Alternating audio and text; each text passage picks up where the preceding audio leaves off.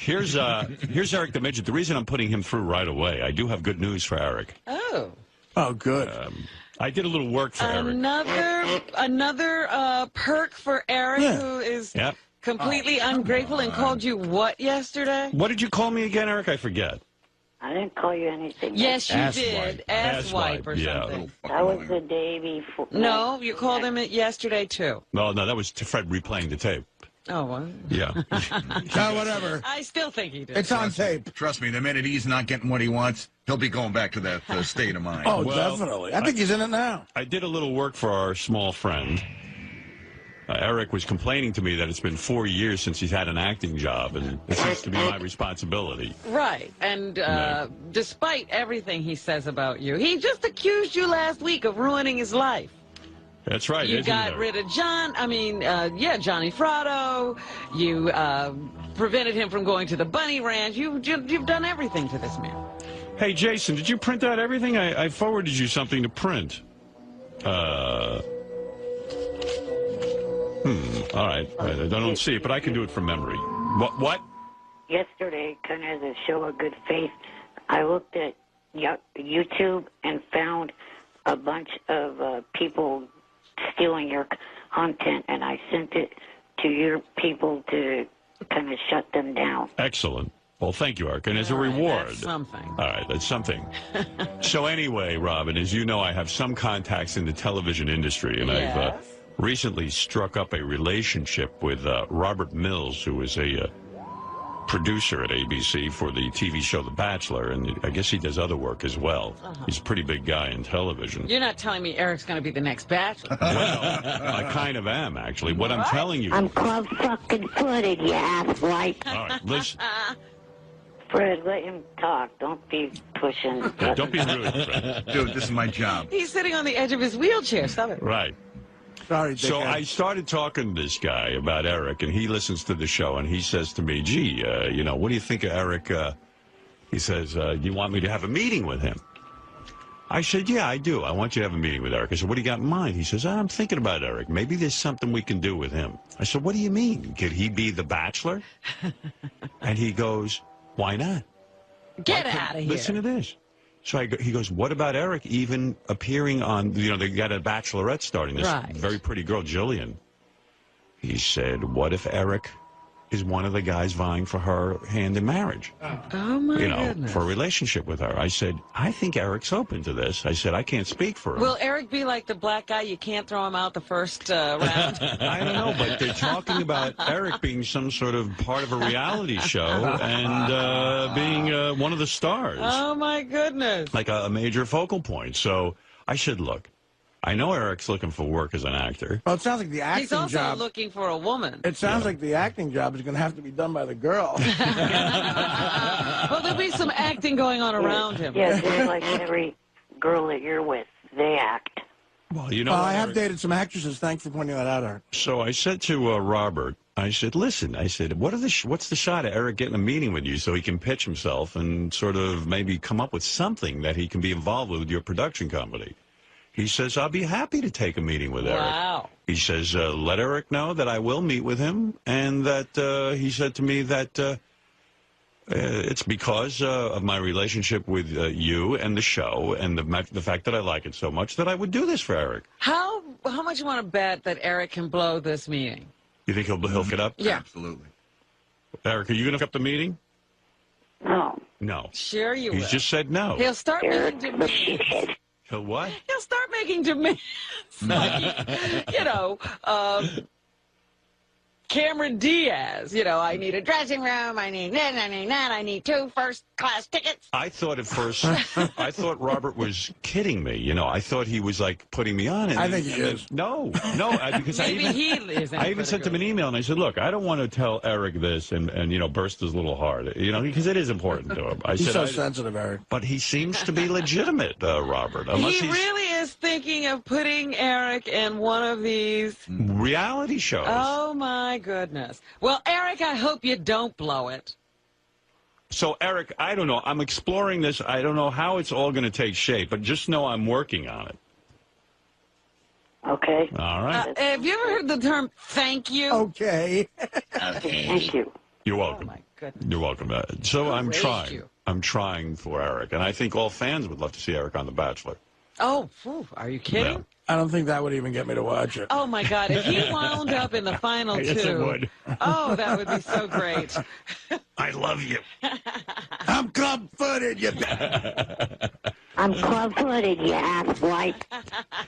You should do that. That would impress a girl. Do that thing with your foot where it's all the way around. Well, Eric, anyway, I thought you would be very, very pleased with that information. Right. What? Eric's a shitty actor. I think he said right. Oh, right. I think he said what? Yeah. I think he vomited. I've heard him do that before where he mixes right and what. He Yeah. goes, right. Eric, so you happy with this job? Right. He didn't have the job yet, Artie. I mean, you happy with this opportunity. Amazing, yeah. It's a meeting with this guy, Robert, who's evidently a big deal. Oh, of course he is. This is a hit show the guy produces. You don't just get meetings with people like that. That's a major thing. No. Right. So instead of watching reality shows, you could possibly be on one, Right. you know. Become a reality show expert from Yeah. the inside. All right, Eric, that was my news for the day. I don't know where it's going. I'm waiting to hear from him, so I'll let you know. All right. Keep me updated, please. Yes. You got it. All right, thank you, Eric. Can you imagine? I guess He's got he's talking to Howard his Stern agent. repping him. The meeting would be in L.A., I take it. So that's no problem, right? I'll need 2 first-class tickets. Exactly. And I need a Mustang convertible No, Eric, that's no problem, right? with a Hemi engine. No, it wouldn't be a problem. Okay. Thank you, Eric. Go back to trying to blow yourself. Eric's a gay actor. Thank you. No need to keep blurting out those names. Yeah, really, Eric. Jeez. Eric, the ridiculous midget. All right.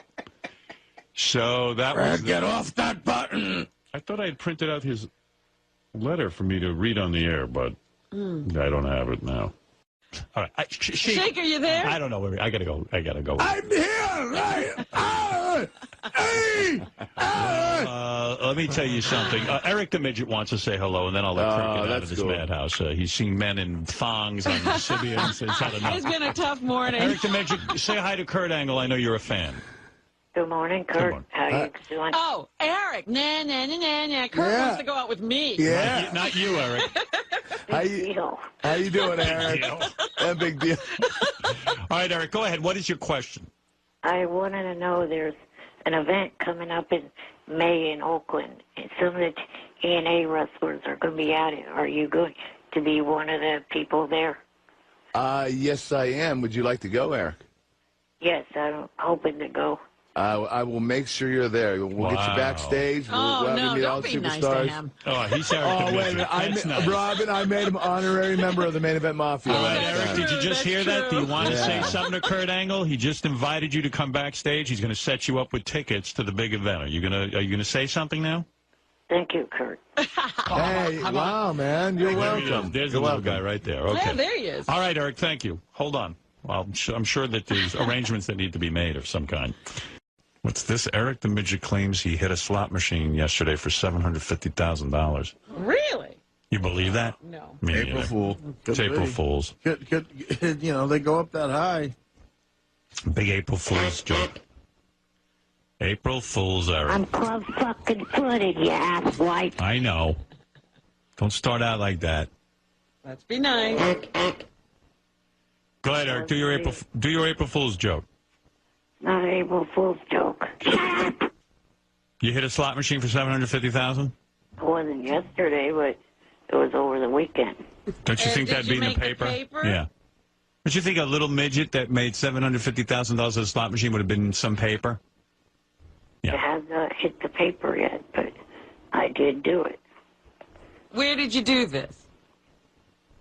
at one of the local Indian casinos. Oh. He's lying. We should call the casino and find Yeah, out. but why? Who cares? Let him have We his had to day. pay it. Wow, Eric, that's great. Congratulations. See ya. You want to know what I'm No, let's see you later. Take Well, care. you're Eric. going to the bunny ranch, of course. I am Eric the Flyer. What are you going to do with the money? He's going to buy the bunny ranch. Well, kind of technically. I asked Rich and Dennis if I could become a small partner. You are a small partner. You're a small everything. It was not supposed to I don't understand why you're making this up. I don't get it. Like, really. He's going to buy the bunny ranch. Who wrote this script? Johnny Fratto? No. Hey, I got a good idea. You should call that Howard and tell You him. call that and you tell him that you won a big payday at the casino. And you're buying into the bunny ranch. Got it? There's no joke to this. So, You did. come Yeah, fly I'm yourself not to laughing. New York and let us see this new big spender. Johnny thinks I'm wasting my money by doing what I want to do by, wanting to partner into the bunny ranch All right. business. Eric, I got to go. Congratulations on the $750,000. Did you talk to Dennis about partnering? I just said that I did. What does Dennis say? We're going to have a meeting about it on the phone today, him, myself, and... All right. Well, have a good meeting and let us know how it goes.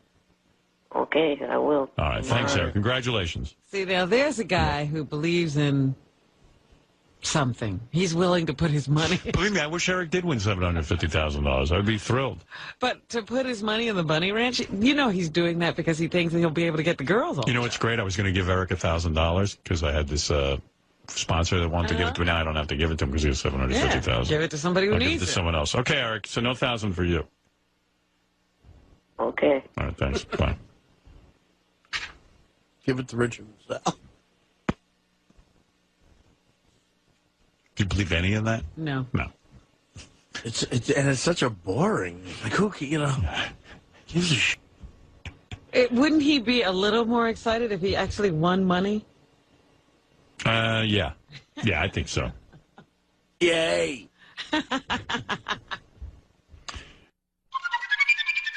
Eric the Midget. It Yes? was an April Fool's joke. You were right. But I resent the fact that you didn't think I came up with it, that you Johnny came up with it. It's all my idea. Well, it was a bad idea. You ought that's to his not second want April credit Fool's for joke. it. I was trying to get you off the hook and blame it all on Johnny. Eric, it was the dumbest, stupidest, lamest joke ever. Eric calls up and tells us he won $750,000, and I go, "It's April Fool's, right?" So Eric, the idiot. it wasn't. It was just lame. No, it wasn't. Who do you So I think? Who would fall for that? Eric, the retard. So I tried to help you out and blame the bad joke on Johnny, and now you're blasting me for that. Yeah. Did anybody fall for it, Eric? I don't know. No one did. No. And then Eric, the shithead. he was buying interest in the bunny ranch. Right. You're still not sure that it was me that came up with it. Will All right, you came up with it. I proof. believe Fine, you. nobody gives a fuck. All right, Eric. Completely Thanks. unfunny midget. Thank you. Are you still offering that $1,000? No, you missed out. I thought it was for real. That's how bad your joke was. You ripped yourself off of $1,000. Right. Eric, the stupid midget. Thank you, Eric. Bye, Eric. All right, that's Eric the Midget, who, by the way, is going to supposedly have a meeting at some point with one of the producers of The Bachelor. And I don't think it's happened yet, but I think that's an April Fool's that ain't. joke. I lined that up. At least it didn't seem like an April Fool's joke. It was, I think, in February that happened. Hey, Eric. Eric. Hello. Hi. Let me pause my TV. What are you watching? Sounds like he's watching American Idol playback. Yeah, it's like three Well, I was people. watching the Country Music Awards from the other night. Oh. I was calling to ask if you caught the new show that one of your favorite actors is Amber Tamlin's on. Oh, that new show. Did you see it? The Unusuals, isn't that it? Or No, is I it didn't the see other it. one? Is she thin now or is she fat still? Who's Amber Tamblyn? Really? She No, was this. she looks good. She was on the TV show, Joan of Arcadia. right? Joan of Arcadia. And I used to remember the watch show. that, Yeah, He loved that show. another girly show I used to watch. My TV taste seems to be very feminine. But she's on this new cop show. Yeah, I haven't seen that, Eric. Is that the Southland, Eric? Or is that No, Or is it- Southland's tonight. Is it the Unusuals? Yes, Yeah. it follows Lost. Would you say, Eric, that your main sort of thrust in life is watching television? Yeah, that's part of, what I do a lot. How many hours a day do you think you log into watching TV? Oh, It's got to be at least 8, right? yeah, probably. Yeah. And would you say the people on TV are your friends? No, I wouldn't say that. I would say, though, that, like, first of all, he can't go, it's hard for him to, like, work out or do anything like that. So, basically, TV's become his whole life. That, and I guess, do you read at all? I read stuff off the internet mainly. Yeah. About TV? Yeah, entertainment stuff and other news things that if they catch my attention. Thank God for television. Yeah, it's TV and wrestling, basically. Yeah. Thank God for it. I mean, really, what a guy like this going to do all day? What do you do all Well, day? think about it. It's back when people had afflictions like this in the 1800s and stuff, they would read, I guess, or whatever the. Or they wanted to die because they had nothing. A lot of times they would die. Or they'd be in the circus. Right, but television you're right, is the perfect invention. If Eric was alive during the 1800s, he would have been in a circus. Or, Exactly. that's Right. true. or he'd been one of those guys who, like, maybe, they had him, like, in a corner for the blacksmith shop, and maybe he, like, made horseshoes or something. Right. It'd be like, see, Turkey Boy, or something. Right. See, Put him in a costume. See the incredible freak. Johnny was going to call in with a Later, man. Good. Thanks for calling. All right, Eric. announcement Take care, today, buddy. but he sprained his ankle. Yeah, we'll see you. Hey, Eric, I got to run a little. Take care, buddy. All right, thanks, Eric. Oh, wait. Help yourself. Anyone looking to go to No. any concerts this summer? No. Check out Get No one wants to go. We'll see you, buddy. Bye. Eric the Midget, you're on the air. Good morning. Good morning. Did you guys know that I'm on Twitter now? No, we'll see you. All right, thanks, Eric. Bye. Well, I wanted Take care, buddy. I wanted All to right, get Eric. that college. Enough. Who gives a... Well, let Eric explain. Okay, what is yeah. it you want to say, Eric? I wanted to get in on that conversation a couple hours ago when you guys were talking about it, but Well, listen to the replay and just talk to the radio. Explain to me, Eric, when you Twitter, in other words, people sign up for your Twitters and then they automatically come through on their phone, right? Or on well, they have it set up that way. yeah. And what kinds of things do people learn about you when you Twitter? I just, talk about if I'm watching a TV show, I'll, say what I'm watching and, if I like it or not. And stuff Don't like we that. always know that's what you're doing? Yeah, but we know you're always watching TV. You're not parasailing. Why would you write that? Yeah, you should write if you're parasailing, because that would be really I'm riding my polo pony. As we speak, I'm not on a wave runner. Like, for example, what is the last thing you Twittered? What would I have learned if I was part of your organization? Hold on a second. All right. You can't remember. Yeah, he's got to look it up because so many things are happening. I sent a reply to Jimmy Fallon saying that he was just mentioned on your show. So you Twittered Jimmy Fallon. Yes. I see. All right. Well, thanks, Eric. I'm trying to figure out how to. Thanks for calling, Eric. We'll see you, man. Really know Love if yourself. he's a real celebrity or not. Yeah, I don't think there's a way. He's right. How do you know that that's really Jimmy Fallon? In other words, it could be Melvin Fallon. If you have his address, Eric, I doubt it's him. Yeah. Or any of the celebrities. I would say it's not. Well, go ahead. I have some of his tweets. It's Let me hear. probably Jimmy Midget. They're weird, though, because it's almost like instead of announcing what he's doing, it's almost like he's talking to people. That's what he says. He just responds. I think. Hey, dumbass and other dumbasses, stop with the ack. Kiss my ass, loser. You're a dumbass. So that's what I learned when I go on his tweet. Oh, great. Yucko is on. Oh, wonderful. Go screw yourself, dumbass. I don't have a cold heart. Richard's prank calls are so stupid. Wow. Okay, cathead. What a dick. Oh, here we go. Oh, like we care that Gary has a kidney stone. Wow. Interesting. Not. Eric, the rude, obnoxious, and annoying midget. I can't read the end of this. It says, watching last night's Celebrity Apprentice while I'm on hold with Howard Stern. Damn, Ivanka.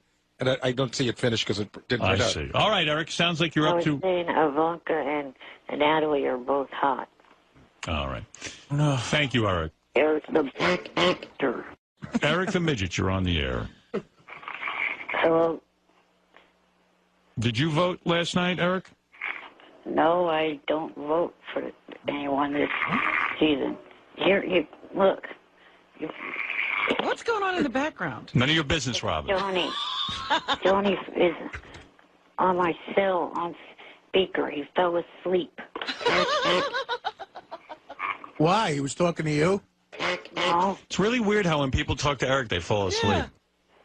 I don't know why. I hope there's It's no like one driving. Valium. I hope there's no one driving out there right now. Eric, there's a Listen to strange Eric while noise you're coming driving. out of your phone. It's almost like ack. Snoring. Well, that's him That's Johnny snoring. snoring. Is Johnny hear sleeping that. on a frog? Let me hear that. Wait a second. It's an unusual snore. Anyway, what do you want to tell us, Eric? Stop. What? Eric, I gotta go. Call dropped. What do you know? Eric, please, what do you want? I mean, we're in the middle of a very tense situation. Artie's had a blowout with Lisa G. Robin was going wild. I was not going wild. She now was that's going wild, and- of strange characterization. Her emotions. Defending me is wild. That's wild. She's never done that before. That is crazy. Wow. That was nuts. Robin and Fred got crazy, and thank God for it. Yeah, it was wild, and now you call in and you're telling us Johnny's asleep. And boy, you're screeching it to a halt. I'm taking this conversation down on dirt We're all road. calming down. I'm hijacking the Robin went excitement. berserk. She started eating a steak. What? You know how crazy it is in here? I'm having a green drink, and Robin has a bagel. They're all fighting, and I'm counting the days till I can retire. You know what? I got a year and a half to go, Eric. All I had to, you know what? I saw me sleeping late for the next year and a half. All I had to do was throw something at Lisa and make sure I missed. That would have done it. I would have done it. That would have done it. Sleeping in. I would Eric, have, I would have missed. You And then she controlled would have had a yourself. I was book. proud of you. Eric, go I ahead. would never do something to a woman ever, Thank you. ever. Badass. He said for me to go ahead. All right, you know what? I think I have to go to the bathroom. Come on, Eric. Go ahead, please. I'm calling because yesterday that guy made the claim of me stealing Johnny's credit card. I've never even seen any of Johnny's credit cards, let alone heard. I can stop you right. I can stop you right here. Johnny gave me a message you left on his machine, telling him to lie and say that the whole credit card thing was a made up. Why are you doing this? Whoops. Want me to play it for you? Dun, dun, dun, dun. What? Go ahead. Okay, here you go. This is Eric the Midget on Johnny Fratto's answering machine. Here we go. Hey, Johnny, I don't know how much of this show you heard yesterday or if you heard any of it at all, but some fucker called in yesterday, worthless piece of loser, and he brought up the thing about the credit card deal. What we need to do is have you call in and tell them that it was just a bit. Maybe that way they'll leave me alone if they hear it coming from you. That's the only idea I could come up with is, you call in and you tell them it's a bit. That hopefully will put it to rest. See? This is a smoking Okay. gun. Yeah. So We please have the tape. stay up, ambient, stay completely awake, alert, and coherent. Show was as ambient. Way. What? Your show was as ambient today. Well, what do you now? What statement do you want to make? It was just a bit. Just a bit. You didn't get cars or order cars from the Bunny Ranch? I don't know if he carries Visa, American Express, MasterCard, Platinum, Gold. I don't know Eric. any. Nobody that. cares, Eric. Yeah, No, but that- Eric, you can let it go. Nobody Yeah. cares. And that's evidence. That's pretty clear evidence. I mean, that's like, Charles Lawton and witness for the prosecution. We think we get the conviction. I mean, if I had, he would have my ass in jail by now, Right. and he hasn't. He would never do Not that to even you. press charges. Nobody's He putting loves you. nobody's putting you in jail. No one can handle you in jail with your special needs. Oh, but you would get. Yeah. You would get. Oh, yeah. All right, Eric. Thank you. All right, All bye. right, there you go. Don't worry about it. How could you jail him? Right, Dominic Barber, you're on the He'd air. have to go to midget jail. You're on the air. Hi, Eric. Good morning. Good morning. I got a letter about Eric from Robert Mills. They had their meeting. Oh, you're kidding. It happened. Yeah. Eric went down to L.A. and had a meeting with Robert Mills, who I set him up with because Robert's in charge of The Bachelor and a bunch of other shows on ABC. He's a big deal at ABC, like a vice president of some kind. And he took a meeting with Eric and introduced Eric to a whole bunch of different casting people. And For them to come up with ideas for him? yeah. Eric, in your opinion, Eric, in your opinion, how did it go? It went well. Yeah. Really? I talked to Robert and a couple other casting people that he had me meet. Well, what was the gist of the meeting? Well, I can tell you. Because Robert sent me an evaluation. Howard, if you ever write a resume again, the first thing on it should be, I got an enormous ABC producer to meet with Eric the Midget. That's he's my like power. the most powerful man in Might be, the the show best, business. might be the biggest thing I've ever done in my career. I think so. Go ahead. No, this is something completely different that I heard about Eric. What'd you hear? Someone called me yesterday saying he was outside of a tattoo shop, like handing out tattoo balm to people. What? Tattoo what? Tattoo balm, like stuff you rub on tattoos. Oh, you're talking about stuff that after you get a tattoo you put on. Yeah. Like an antiseptic, an antibacterial cream. Yeah. Tattoo bomb. Tattoo bomb? I remember outside the tattoos. He was bombing the place. He was handing out A-bombs. Is that right, Eric? Do you have some sort of work handing out tattoo balm? No, I was not outside of a tattoo place doing that. You weren't That at... means he was inside. I was going around the streets of Beverly Hills, Doing what? pretty much doing what JD said. He didn't completely have the information correct. So in other words, you get a fee for handing out this product from the company? They sponsored the trip down here. I see. All right. Oh, wow. It's Rocco's Old School Tattoo Bomb. Okay. So somebody might have seen you outside of a tattoo parlor, but you were going all around. All right. So Rocco's Old School Tattoo Bomb was promoted. They gave you money to get down to L.A. for your meeting, and then They didn't give me money. They sponsored the trip. What does that mean, Eric? They paid for me to get down here. Oh, you... Jesus. Well, yeah, okay. So it means they gave you money to in exchange for your services. Right. All right, never mind that. All right, look. How does Eric have better sponsors than us? Really? All right, so here's the... Sir, Yes, I can't say that they gave me money directly. right, because of your SSI. No, but Eric, that's not them giving you money. They didn't pay you. They took care of your expenses.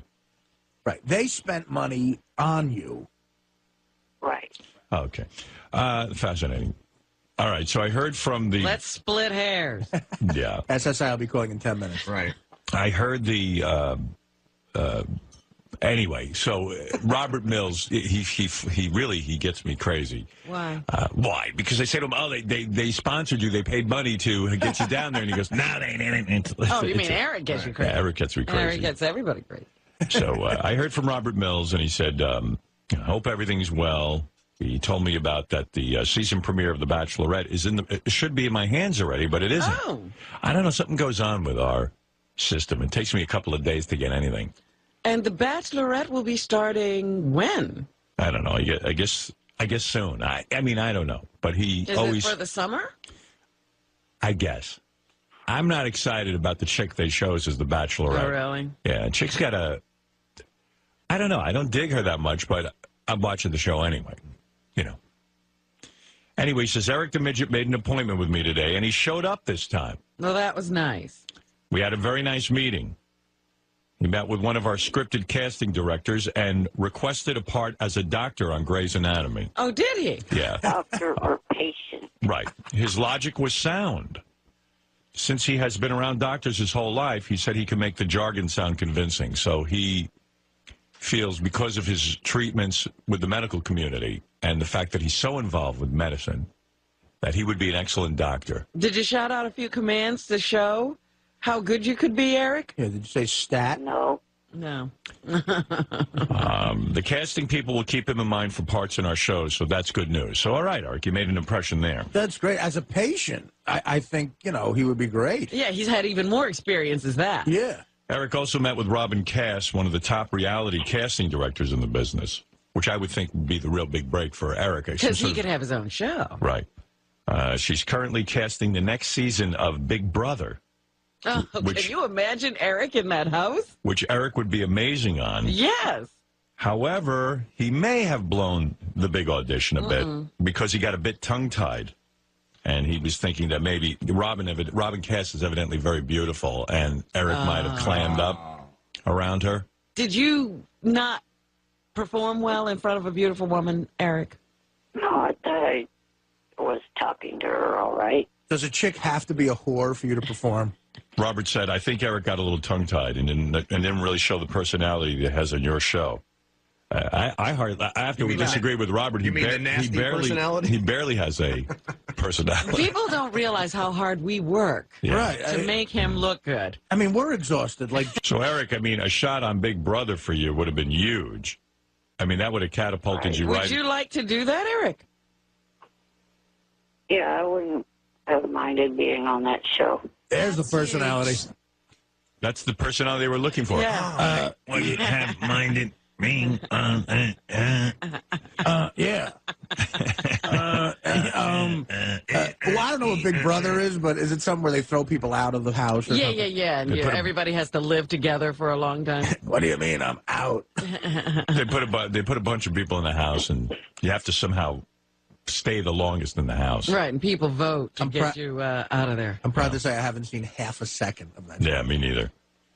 Let's see. So anyway, he says Eric got a little tongue-tied and didn't really show the personality that he has on your show, so it was hard for her to get a sense of how he would be as a reality star. As a reality star, because it's a lot about the interaction between the housemates. Well, even Robert Mills says a reality star says they need to be able to put two words together. Yeah. Interaction. You fat junkie. But Eric had a hard time doing it. Fuck, hey, big nose. Hey, fat junkie. Shut up. Eric? Yes. So I guess, it was, Robert's on your team, so he was just saying he probably would have liked to seen you talk a little more. Would you wait for them to bring the ideas to you? No. I was playing cat and mouse. Yeah, listen, Eric, we have a show called Mr. Personality. One of the pieces of good news is that I guess Robert's more convincing than I am because evidently Eric agreed to fly with balloons. Really? For what? He's going to promote the Disney Pixar movie Up. What a and Robert, you're going to do it for somebody besides us? That's a great gig. He said, what, Eric? I didn't completely agree to it yet. I'm talking to him about doing it. I'm not completely agreeing to do it yet. Wow. Eric is involved with the Disney Synergy people, and even Robert Mills says, if you're okay with this, I know the idea, of course, is yours. I'm fine with it. I just want to see it. We'd like to see Eric fly under any circumstance. Yeah, I don't care who gets him to fly. I just want to see him fly with balloons. And think of all the advertising the people at Rocco's Lipstick Bomb could get. But just imagine, Eric, we were just going to fly him in the studio. I'm sure Pixar is flying him outside somewhere. Well, the idea was we were going to push him out the window. Well. And see what happened. We were just going to open a window, and if he happened to fly. I'm sorry. We're going to start in here. We certainly wouldn't have pushed him. It'd be funny to see Eric, go over the Empire State Building. New Empire State Building. Also, they're working on Eric being in High School Musical 4. As what? The basketball. A doorstop? I'm Zac Efron's body double. So anyway, Robert says, hope everything else is good with you. Please let Gary know we're working on a show for him at ABC as well, Extreme Makeover Pitching Edition. Oh, God, everybody's getting in on the act. Look, I see a sitcom where Eric is a teacher. Boy, would that be great. I'd watch that. You kids. So, Eric, I guess on some levels it went well, on some maybe not so well, but Robert said that a lot of people at ABC are sitting and thinking about you, so that's pretty good, right? Yeah, definitely. Right. You know what? That is a great idea, though. A Wack Pack Big Brother. Yeah. Robin Cass never wants to see you again, but everything else went good. Well, it's funny you say that because we, for Howard TV, we have not a Wack Pack Big Brother, but we did have one of those reality things where all set up where you had to pick the king of the Wack Pack. Right, I remember that, and we never really got that done. And all the Wack Packers would be locked in a house and would have to come out, emerge with one winner. One leader, yeah. One leader, and then like with the Pope, big billowing white smoke would come out of the house. Right. The dope, right? We called it the dope. We called it the dope, and you'd be the head dope, but it never happened. Yeah, for a bunch of different reasons that I won't go into. We had legal issues. You can't have 8 felons in the same room together. It's against the law.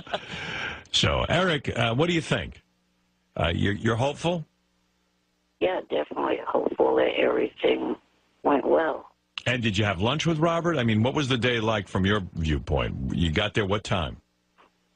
Got there on time. The meeting was set for 10:30 in the morning. Right. And we were in the meeting, talked to him and one scripted person from the casting department of ABC. And, how long did the meeting go? Oh, probably I think under an hour. So there was no lunch involved afterwards or anything like that? No. No tour. And were any of your representatives there? Were that guy who wheels you and stuff, was he in the room? Yes, he was there, plus Johnny and Heather Carrington. Who's Heather Carrington? She is an associate of Johnny's, who is like my acting representative. Oh. She's your agent? Yeah, pretty much. So it was you, Johnny. Oh, my God. They should have taped this whole thing. Yeah, it sounds like a big summit. Look, Mills, my father stole the space shuttle, all right? This kid gets a part.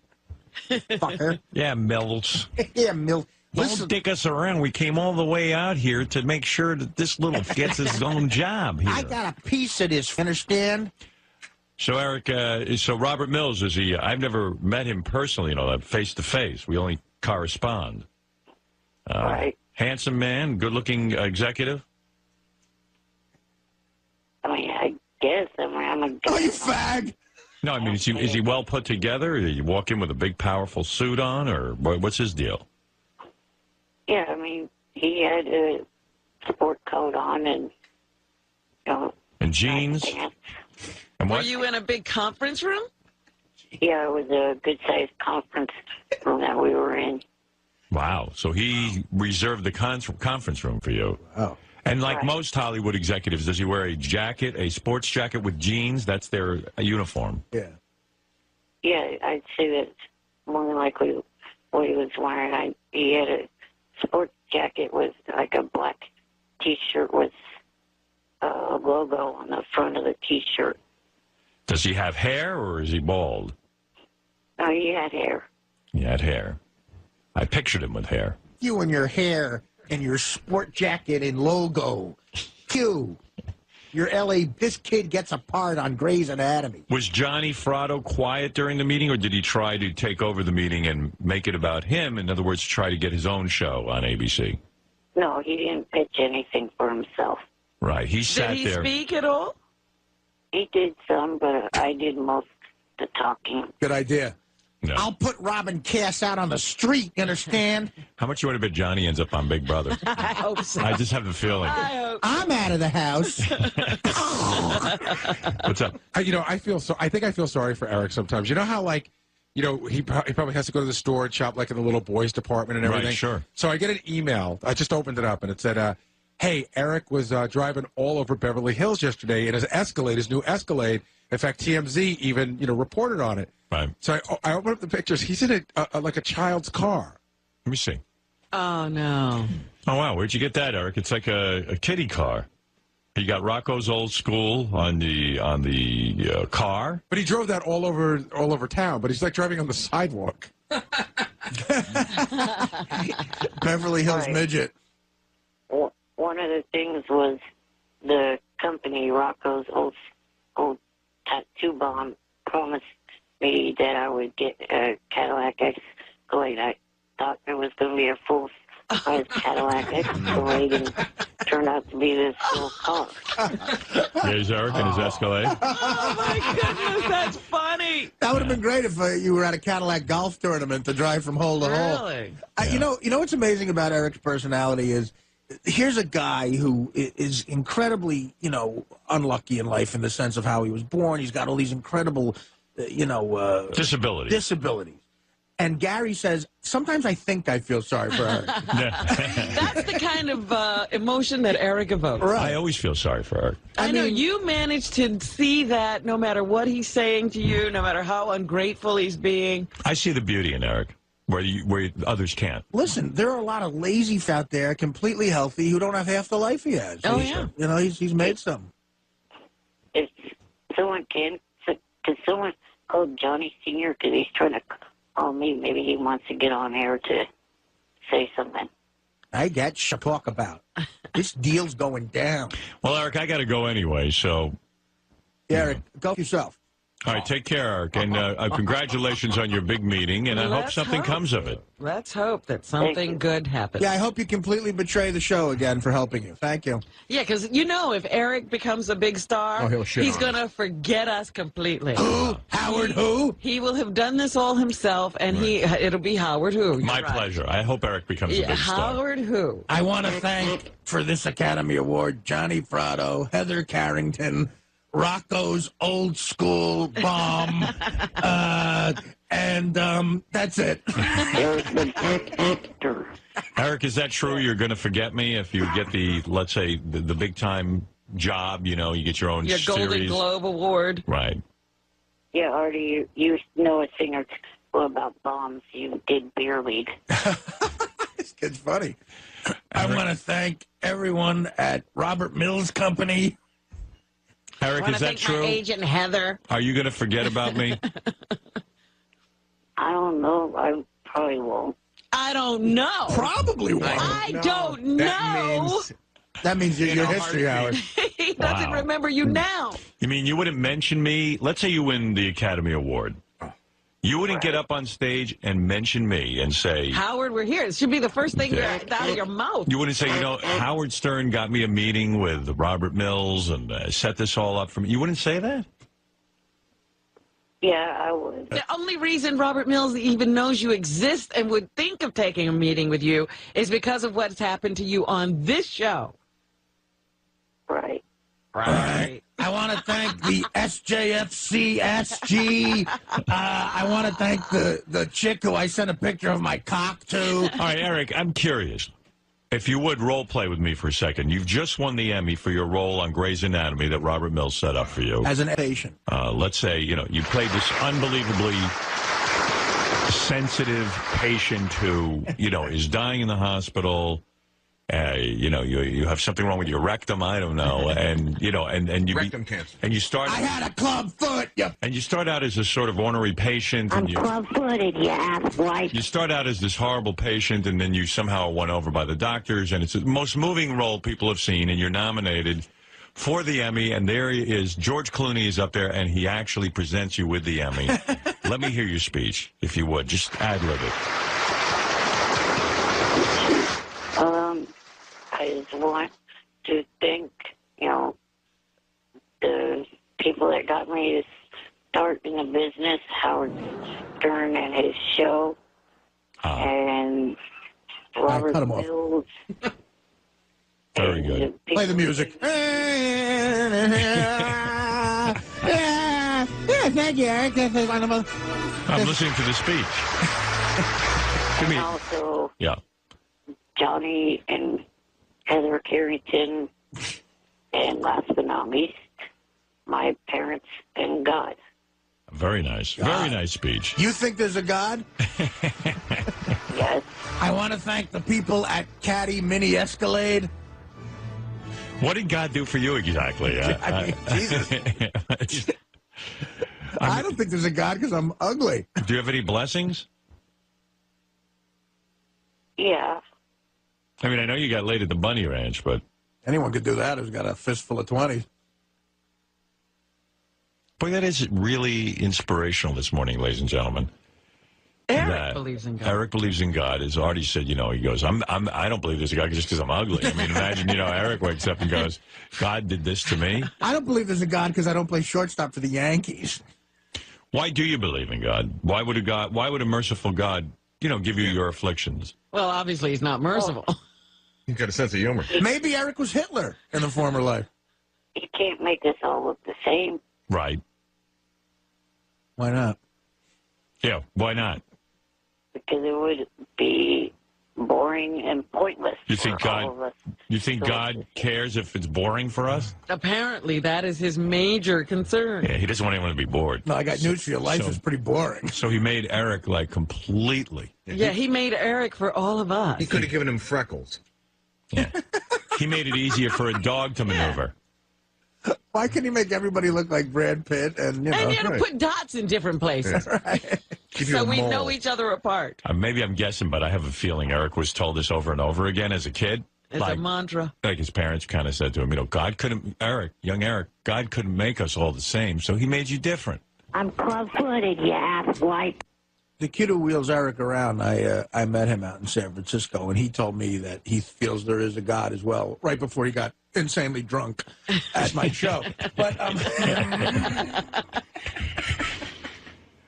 was it that the kid who came with Eric, the kid who always has the red shirt on, the Cincinnati red shirt? Yeah, he was with me. Yeah. Well, he didn't talk, did he?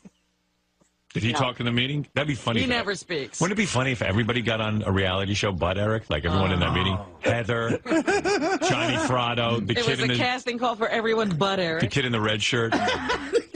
That's his uniform. He's got a red shirt on. Like he becomes a huge superstar in Big Brother because he's the kid in the red shirt. I believe in God. That'd be horrible, right, Eric, if they all ended up with shows and you didn't get one? Yeah, that wouldn't be very good. No. Yeah, but you'd still rule the JFF and FXC. All right, Eric. JFSC. JFSC. All right, Eric, congratulations on your meeting with Robert Mills, a big... Eric the Black Actor. Right, I know you are. Did he call you Eric the Midget or Eric the Actor? Eric the Actor. Eric the Black Actor. He went to the trouble of saying the whole thing. Hello, Eric the Actor. Pleasure to meet you. Eric the Black Actor. My favorite thing you've said that you call yourself is Eric the... Eric the dick wipe. Eric the bus wipe. Eric the nut. Eric the butthole. Eric the butt. All right, Eric. What a great name for a reality show, Eric the butt. Right. Eric, thank you, and congratulations on your meeting, and I hope something does come of it, okay? Okay, I think Johnny may be calling in. All right. Thank you, Eric. We don't care. Bye, Eric. Eric the gay midget. Thanks, Eric. Okay. Yeah, Eric. Bye for now. There he goes. Go for yourself. Well, I'm glad he made it to the meeting and didn't leave it up to the Idol finals. Hey, Howard, how you doing? All right, so you went down to the meeting with Eric the Midget? I was at the meeting with Eric the Midget. Any interesting stories? Oh, he was interesting the whole time. Well, first of all, a year ago, we had to get him down here, didn't you? About the dog? Did you hear about the dog? No. This guy, the day before, goes to the ASCPA and gets a 75-pound boxer. Eric? Eric does. No. He got himself a dog? Big, not a dog, 75 pounds. I told him that'd be like me getting a 900-pound, dog. Right. How could he take care how's of he a going dog? to take care of a 75-pound dog? That would be like me getting a 2,000-pound dog. It's a 3-year-old dog. it's coughing real bad. It's got the, like whooping cough or something. Yeah. You know, we couldn't wait to get rid of that one. Anyway, I yelled at him and I made him take the dog back. And then I promised him a Cadillac Escalade if he would get here on time. Right. And he did get here on time, and I came through with my promise, and I did get him a Cadillac. Yeah, we saw it. An $80 Cadillac Escalade. And when you were in the meeting with Robert Mills, according to Robert Mills, Eric kind of clammed up when he was meeting with the head of reality TV. Like, he didn't really show off his personality. He wasn't too bad. He wouldn't open up like he does with you. Right. He wouldn't open up that way. I mean, he got a little nervous like that. Right. But I mean, I actually thought he did pretty. He said a couple of things that were.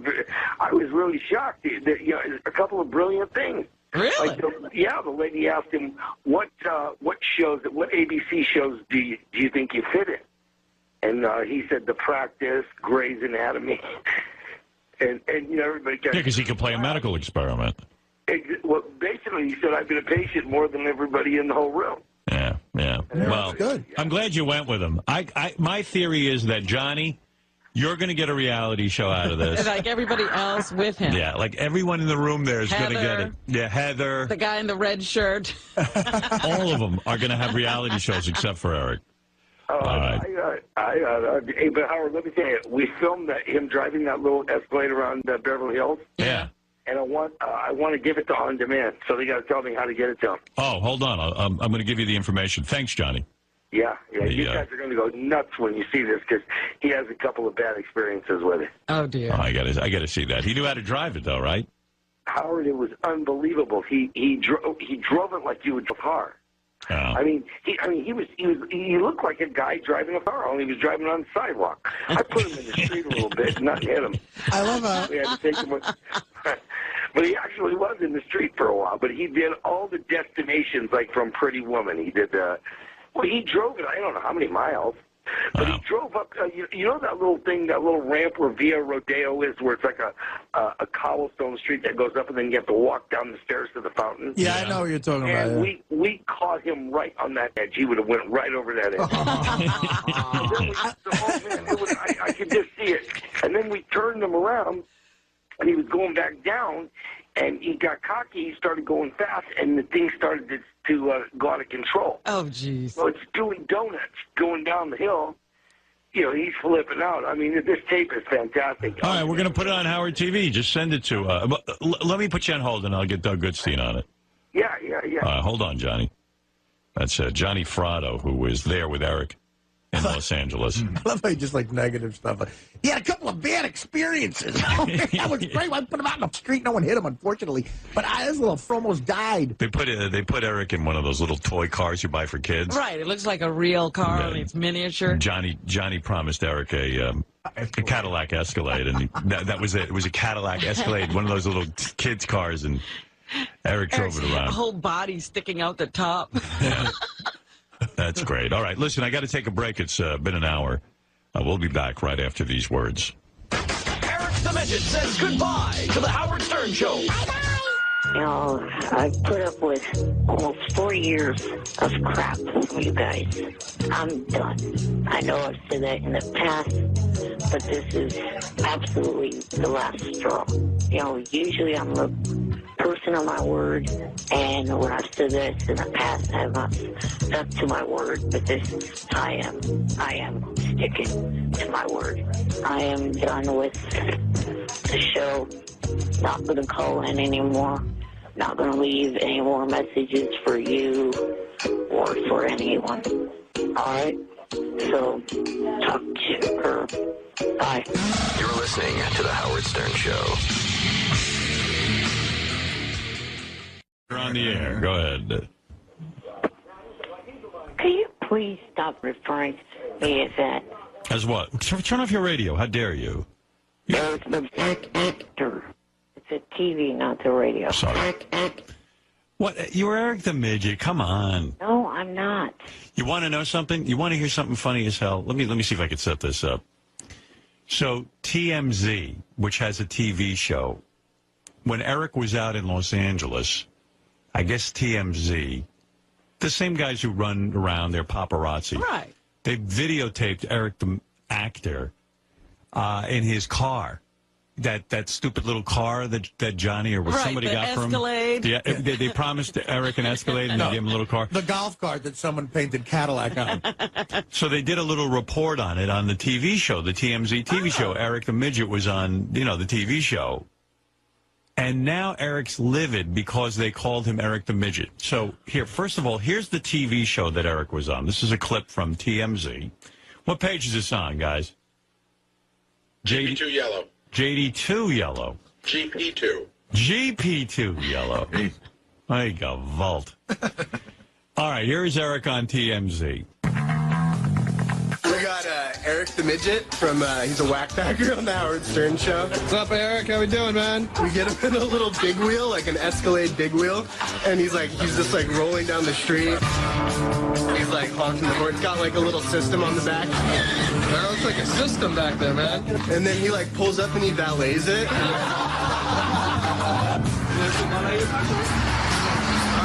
And the guy gives him a little ticket for it, and he's like, thank you. A little ticket. Yeah. You think you could go to the beach in that thing? Just drive your girls out there, watch the sunset with it? And then he gets in his car and he just rides off down the sunset.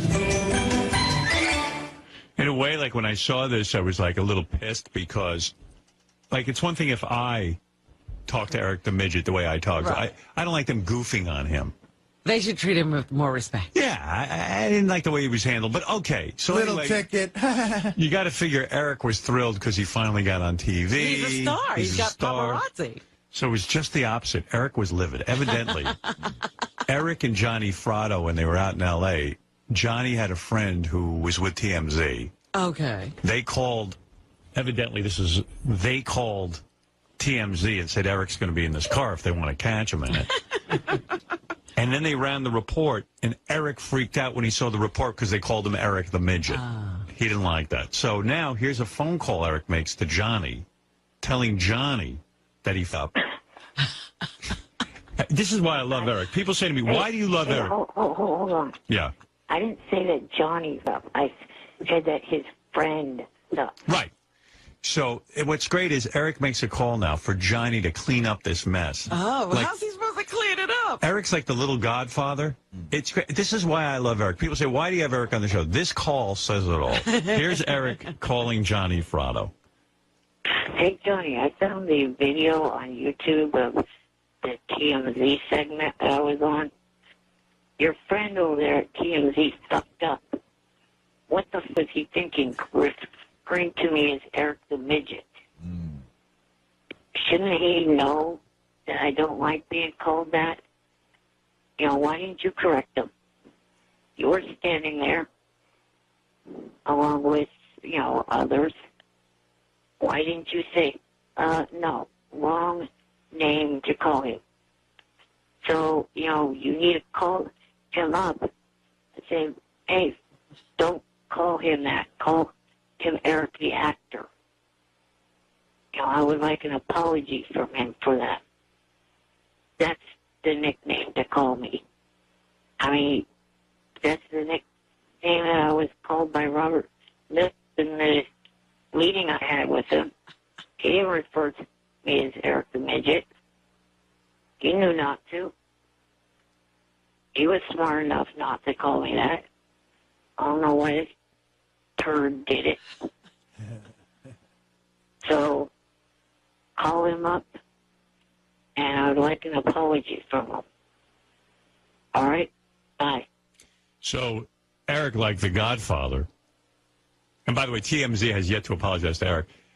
Eric, like the Godfather. Was he talking about something on TV? I don't know, but all I know is Eric, like the Godfather, picks up the phone to Johnny. Johnny, you know what to do. I want you to extract an apology. Robert Mills from ABC knew not to call me Eric the Midget. Why do I get no respect then? Why? Why do I get this? Why, when I go out to Los Angeles and I am under your auspices, you allow this type of, shall I say, disrespect? What are you going to do about it? I want you to see this man, and I want you to explain to him. Give this job to Clemenza. What happens if there's no apology, Eric? I'll just have to wait till there is one. Oh, you'll just wait? Has Johnny gotten on this? Has he accepted your orders and gotten on it? I'm not sure. I haven't asked him yet. How long does he have? Not sure. And you're mad at Johnny in that voicemail. Because even you're saying, hey, Johnny, you were standing there. Why didn't you tell the guy right then and there? You say Eric the actor. Yeah, how could your guy stand there and let you be disrespected like that? So you are mad at Johnny. Not completely. But you're angry with him. If I had been standing there, I would have said, listen. You refer to him as Eric the actor. If I was standing there, I'd say, look, and make sure you say Eric the Midget. See, that's why you're not standing there. I think that's what Johnny said. That's why you don't get to go to L.A. with Eric. Oh, good for him. Eric the little midget. I would like to know if Johnny even noticed. He didn't. Eric, you want my advice? Eric the actor is not funny. Eric the midget's funny. I don't give a shit if it's not funny or not. It's a respectful name. But Eric you're trying to build a career, and we got to go with what sells. Eric the loser. You're trying to build a career, and you're building you don't know what you're doing. You got Howard's giving you advice. Listen, you got the name is important in Hollywood. Eric, why don't you get back in that little car and drive around until they see you again? Yeah. And then tell them what your name is. I mean, Eric, I don't think I'm insulting you when I tell you you're not a leading man. I mean, you're a character actor. And look at this guy, Fatty Arbuckle. You ever hear of him? Yeah, I've heard of him. You think he liked that name, Fatty? Yeah, I think he was fat. He was fat, by the way. He wasn't like, you know when a skinny guy and they call him Fatty? This guy was fat. Yeah, big guy, they call tiny. Artie used to be heavy set. What I mean, how would you like to be called Fatty Lang? Well, You wouldn't like it. Admit it. I have credits in movies where I only have a few lines, and Fatty Lang. and on IMDb it just says fat guy. See, it doesn't make you feel good. But with a PH. But you know that Fatty Arbuckle did it because it built a career around it. And of course, I think he ended up in jail. I think so, yeah. Died a horrible, lonely death. Yeah. But, look, that might not happen to you. If I were you, I'd get back in that little car and drive off a cliff. Do you think he preferred... Would you think Fatty Arbuckle would have preferred to be called Adam Arbuckle and have no career? Or have a career and be Fatty Arbuckle? What do you think, Eric? I guess the other being called, Fatty Arbuckle and having a career. Exactly. That's the way I look at it. It backfires on people when they have an embarrassing name and they don't get the career. Like there's a road comic named Looney Skip Rooney. I know Looney. Do you know Looney? I know Skip. Yeah, he used to do our show. Maybe that's how I know him. He's from the Uncle Floyd show. Yeah, Looney. Is he still doing comedy on the road? He might be. Oh. So, sometimes it doesn't work as well. I mean, I'm sure Looney has, some fun. Looney Skip Rooney. Looney Skip Rooney. You call him Looney when you say, hey, Looney. I call him Looney. That's the best ever, Looney Skip Rooney. Looney Skip Rooney. It's so great. I think I once had him on. I know what it was. Here's a story. Go Crazy Lenny. That's so what your point is, Eric the Midget seems to be the name, whether Eric likes it or not. You need it. Go with it. Yeah, we were just talking about this the other day. Like the goofy name of my book, Too Fat to Fish. For some reason, Letterman thinks that's a goofy name, and he uses it sometimes. Eric, you see what we're saying? I know you don't like the name, but I think it's become you. Hardly any little person out there likes that name, Midget. Right. How many of you watch TLC? No one. None of us. Nobody. We're heterosexual. They have a little people, big world, little couple, and another family. I watched the other show with the other family the other night. The father of that family said that plain as day that word midget is a very disrespectful word to use towards little people. Yes, I agree, because, I, too, have studied this. Now, I have heard that the word midget... Fuck off. I have heard that the word midget, according to little people, is comparable to the N-word. That's what I've heard. Now, the only thing I can tell you, Eric, is when you got the name Eric the Midget, no one knew that was the same as the N-word. But wait a minute. What were midgets doing when midget was used? What do you mean?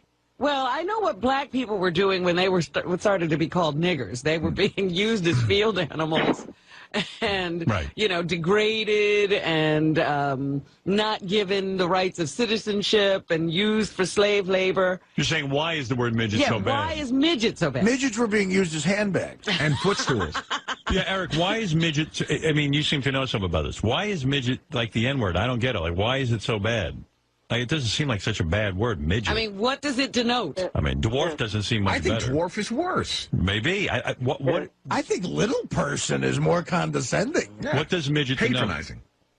I'm trying to say, but all of you fuckers are talking over me. There's the problem. Go ahead. You have the floor. Trying to say that the father said in his explanation about that word that it's a word that means half size, and that it's why it's, derogatory. So what does dwarf mean? Half size, right? The family said that that's more of an acceptable word. Yeah, but you see, this isn't something you believe. It's just the family believes this. So you don't really, you're not really offended by midget. And again, it's just saying it's bad. What was so bad? Yeah, we still don't know what's so bad about it. I'm going to keep saying it. He said that the majority of the little people out there do not like that word. Yeah, but I know he's saying that. Why don't you like it? For the same reason. You don't have a reason. He has a reason.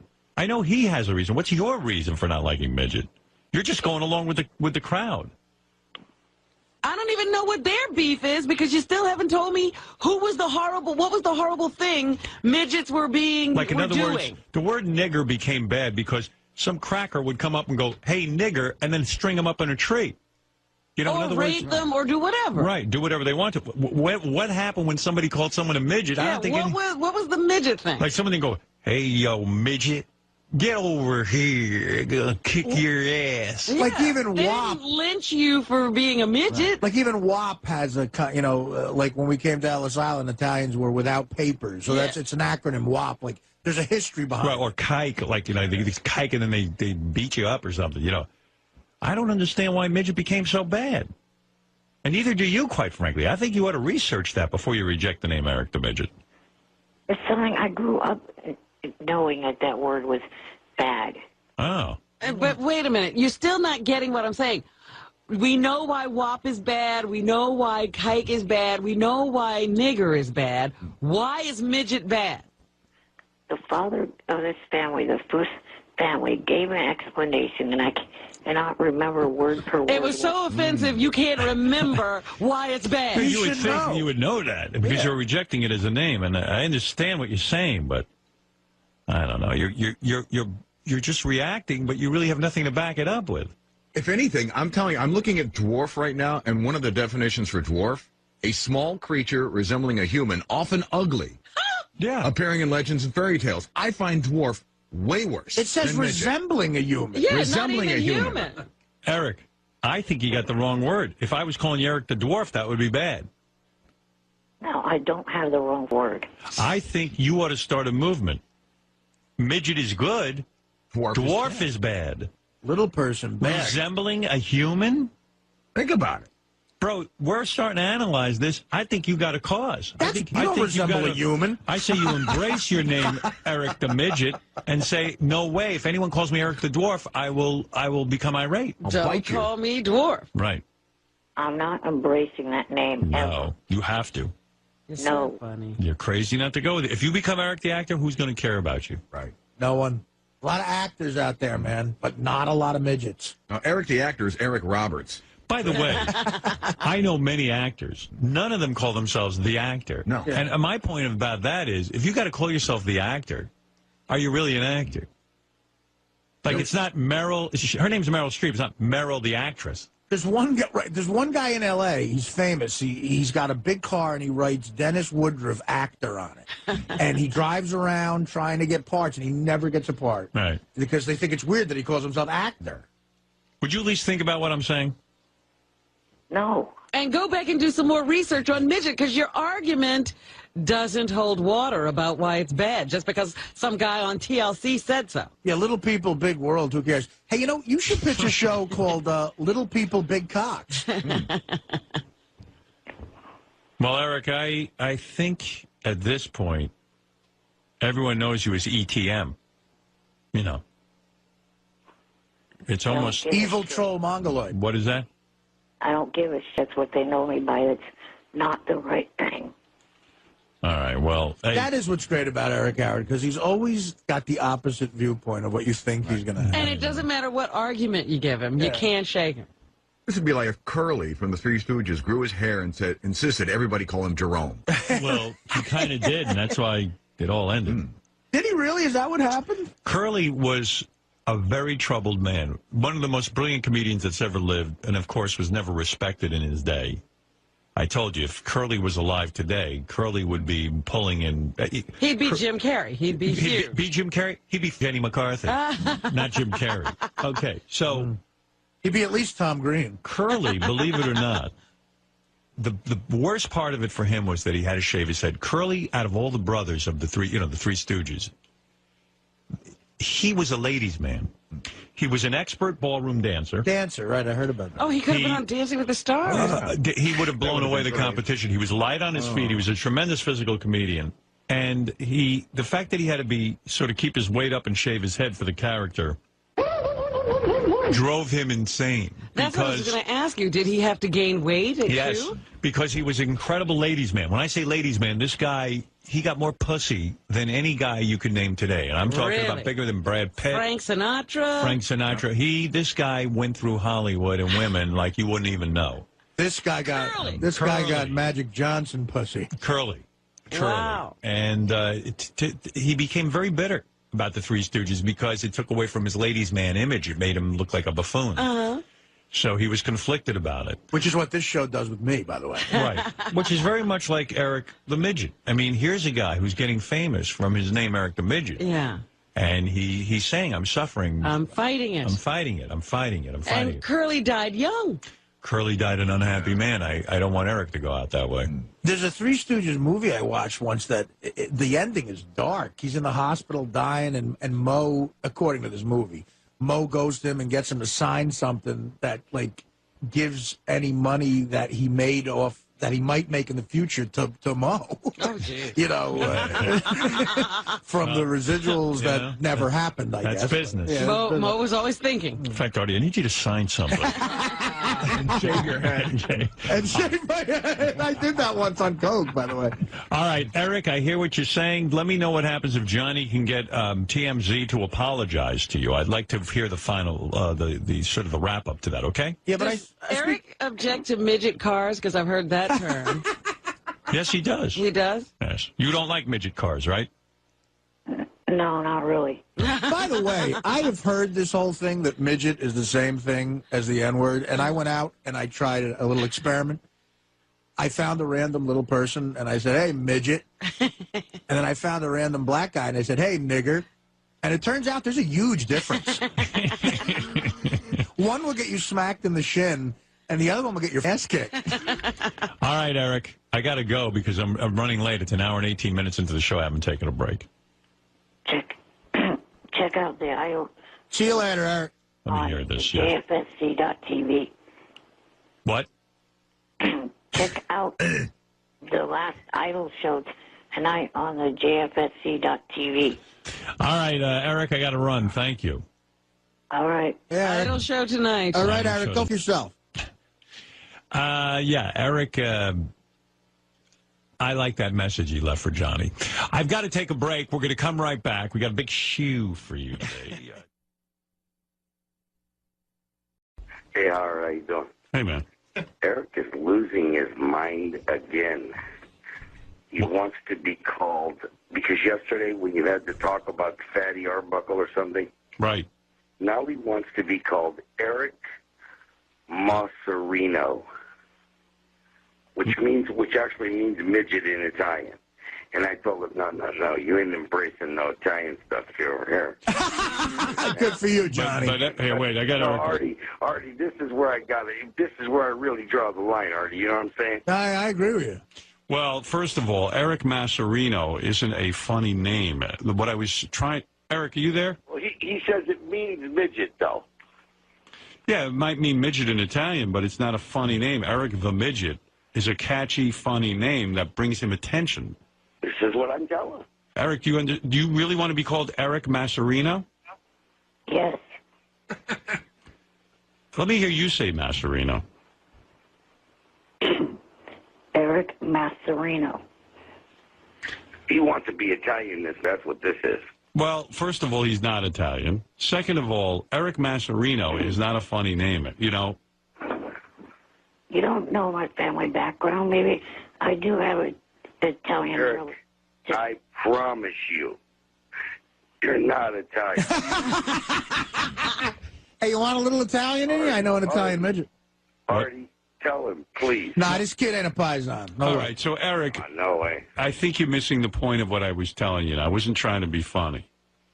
That Eric the Midget is a name that I know you don't like, but the fact of the matter is it makes you funny.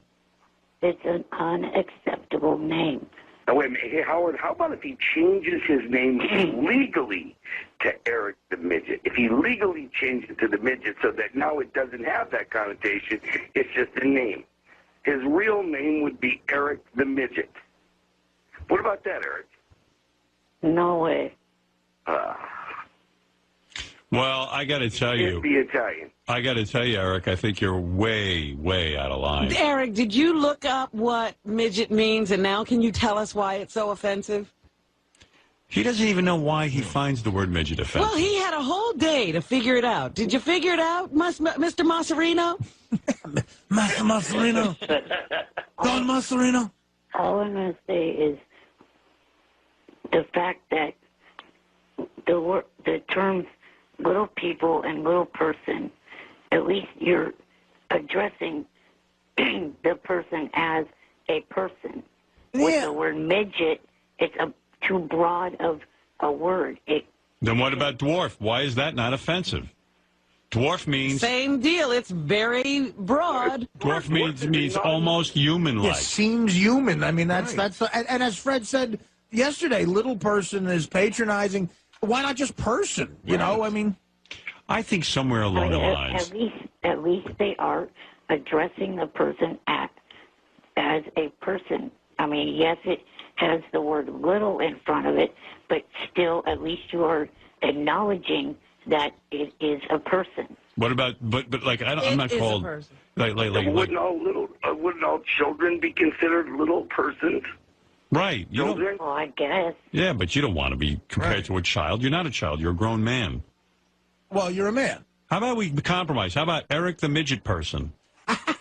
But in all defense of Eric, good. Howard, I looked up, you know what midget means in Latin? What? Nigger. Oh.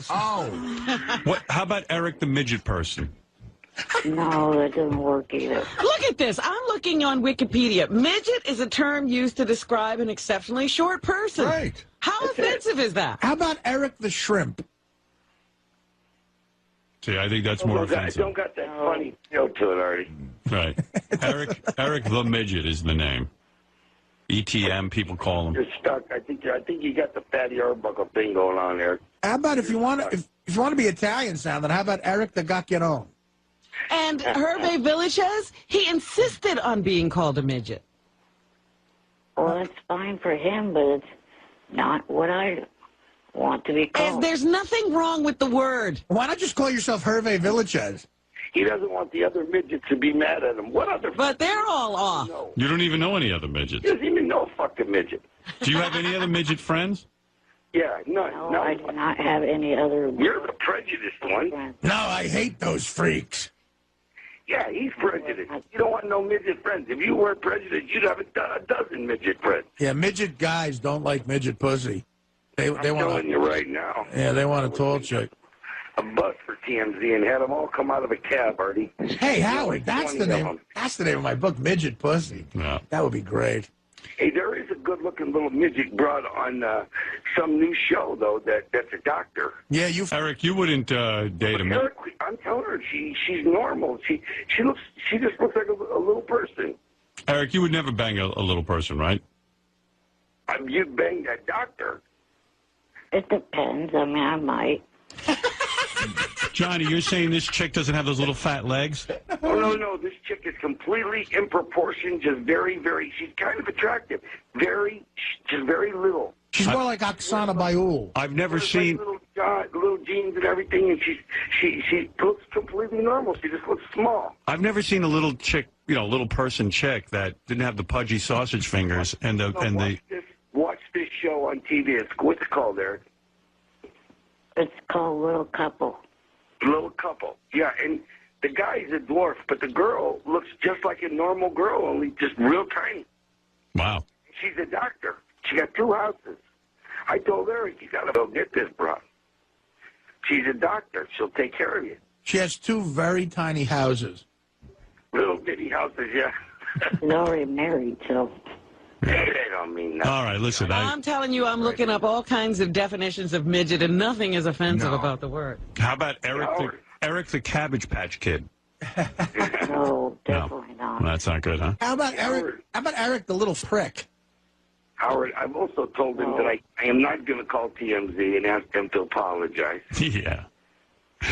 Even though he's been calling me all day off the hook trying to get me to do it, I ain't going to do it. Of course not. I'm trying to explain to him that was a favor, that they did that was a nice favor, that was a nice gesture. Eric, it was huge that Johnny got you on TMZ.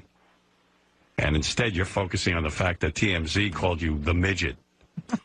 I mean, That's huge. I mean, these guys are finally paying attention to you on a national television show. Huge. How about Eric the Pygmy? You know what Eric's thing is? He hates he hates Eric the Midget so much that now it's got to be his name because he's been on TMZ. It's a national show. He can't get rid of it. That's what I was feeling when this whole thing started. It's stuck. It's got to stick, Eric. You got to be Eric the Midget. You want to make money from the corporate world? How about Eric the Mini Cooper? I like that. Eric, I think you got to go. It's like Baba Booey. It's like a name that just sticks. Hey, Howard, earlier when you were talking about that thing with Springsteen and the broad that was the husband that was suing and everything. Yeah. And you brought up the thing about the stripper in the car. Right. My mother used to get mad at my dad over, like they'd say he killed somebody in the paper. Right. And he'd have to, defend himself. And then she'd bring that shit to him all the time. He killed that guy, and my dad said, I didn't kill nobody. Right. It says in the paper you stole the space shuttle. How did that happen? All right, Johnny. All right, Eric, I got to leave, but good luck. Eric, I don't know what to do with this Eric the Midget, Eric Masserano. I don't know what to call you anymore. Tell him, Howard, he's just got to be Eric the Midget. Change your name legally to the Midget. And he doesn't like it. Not derogatory. He doesn't like it. How about Marvin Hagler, the famous boxer, changed his name to Marvelous Marvin Hagler, and that's the most ridiculous thing I've ever heard. But people remembered it. Well, then change your name to Marvelous Marvin Hagler, Eric. All right, I got to go, boys. I got to take a break. We'll see you later. Take care. Bye-bye. Eric the Midget, you're on the air. Eric? Good morning. Good morning. Go ahead quickly. I was calling in because I was emailed something by Johnny and noticed that I was not mentioned in it, and he was mentioned in it, and so was the show. And it was a book called Everything Mafia. Okay, see ya. What? So, Eric, you're complaining. There's from what I'm understanding here, there's a book called Everything Mafia. There's no such thing as a mafia, first of all. Eric, is that what you're complaining about, that you weren't mentioned in a book called Everything Mafia? Correct. Why would you want to be in a book called Everything Mafia? Well, I mean, the show is mentioned in it. I'm associated with the show. Johnny's mentioned in it. I'm associated with him. So why did, you guys get mentioned, but I didn't? Well, I don't know I don't know the answer to that, Eric, but I could certainly understand why you'd be upset. Why wouldn't you call the author? Seems to me you've been handed a terrible blow not being mentioned in the book. We can't help you. Let me think about why. Because Howard's world famous, and you're on your phone right now with some broad in St. Louis who's really a dude. No, I'm not, fat ass. All right, Eric. And now you're like Lou Bolero. You got to call me fat ass. Well, Eric, there it is. You've mentioned the fact that you're not in a mafia book, but what can you do? Something you'll have to live with. Thank you. Thank God none of us are in a mafia book. Be able to get over that.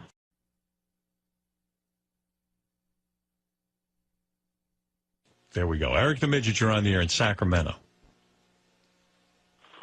Eric the Black Actor. Eric? I'm here. I wondered where you were. Call in to defend Stern. Will you please ease up on the sound effects, you idiot? Red Ron! Good request. Eric, come on. He'll never ease up on that. Yeah, but what are you defending? I'm fucking footed, you asswipe. Oh, don't say that, Eric. All right, Eric, what can I do for you? Well, I heard last week that you were getting attacked by that KTLA guy, and it also seems that you and I have that in common because I was getting attacked last week by a KTLA worker. Who attacked you? Oh, Jillian Barber. Yeah. Jillian. Jillian doesn't like you on the show, I don't think. Her. She also doesn't work at KTLA. Spade did. Where does she work? She works for the Fox affiliate, but it's not KTLA. Right. Yeah, right. It's Fox. Thanks, Johnny Fratto, for telling me that. Yeah. Well, what's the difference? So you're mad at Jillian for bad-mouthing you. Well, she's not a fan. She doesn't get it when you call in. A lot of fans of this show don't get it when you call in. She's just one of them. She's a stupid. No one cares about her dumb ass. Well, that aside. She used to say that everything on the show she loves except for Eric, believe it or not. I'm not kidding. Really? I've heard of that. Yeah. That's great. Someone needs to send her a quarter to go to a pet shop to have that thing gnawed off her face by a rat. Nice one. What talking about? What thing?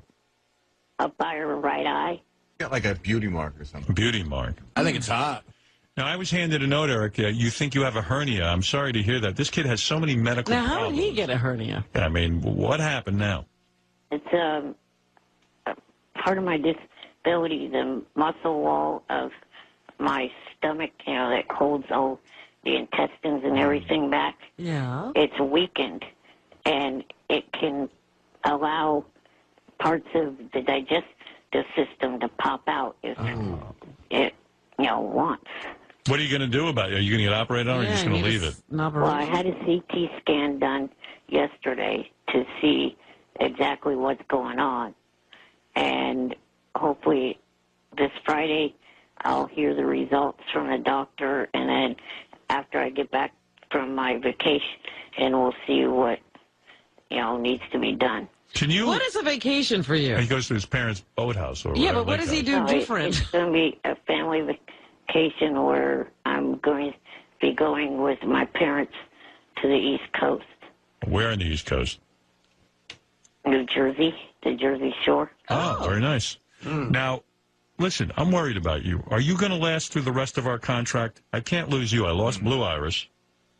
I lost Kenneth Keith. Kenneth Keith Callenbach. I lost Hank the Dwarf. And Jenks is on the ropes. And I think I've lost... Cliff Pallett's gone. Cliff Pallett. I mean, do I have to start making contingency plans, or are you going to hang in there? No, I'm sure after whatever this is gets figured out and gets repaired, I'll be fine. I mean, I've dropped 30 pounds because of it, but that's actually a part that doesn't worry me. It worries my family and friends more than it actually worries me. I kind of welcome the weight loss, but I'm sure Artie would too. Good one. But bye, Eric. We'll see you, buddy. That part doesn't Thanks a lot. worry me at all. It's Take care. the other stuff that's going All right, man. And that's it. We'll see you later. I am worried that Eric is... 30 pounds is a lot of weight for Eric to I lose. thought he weighed 30 pounds. Yeah. No, I weighed about 5 to 80. How much Now you I'm weigh? now I'm down to 50. Whoa. You weighed what? 75 to 80. 75 to 80. And now you're down to 50 pounds. Mm-hmm. Jesus Jeez, Christ. I wonder what he looks like now. My foot weighs 50 pounds. What do you think mine weighs? Are your bones sticking out? Not really. No? No, he's a little guy. I don't know, man. It doesn't sound good. No, I know. Yeah. I mean, in all honesty, Eric, we hope you're all right, man. Yeah, I'm sure I am. This hernia problem or whatever it is going on in my digestive system's kind of attacked my appetite at times, and that's why I've dropped the weight. Has your rectum ever fallen out? No, Because we it heard about that problem. Well, there was a guy who was like had the medical problems like Eric had. That guy used to hang around with Oh, I know who you're talking about. Was it Kid Rock? Doug Beatty. Doug Beatty. Oh, yeah. Oh, no, it was Doug Beatty who hung around with Sam Kinison. Sam Kinison. Right. He seemed to have whatever it is Eric's got. He seems to have the same thing. And remember, his rectum used to fall out. Right. But I don't know. And the kid with Kid Rock, I mean, the man with Joe. Kid Rock, Joe. Yeah. He was, I think he had something similar. Right. But your ass has never fallen out. No. So far, so good. So far, so good. All right, Eric. I feel bad that, you're having digestive problems. Yeah, we hope you're all right, Eric. Thank you. Drink green drink.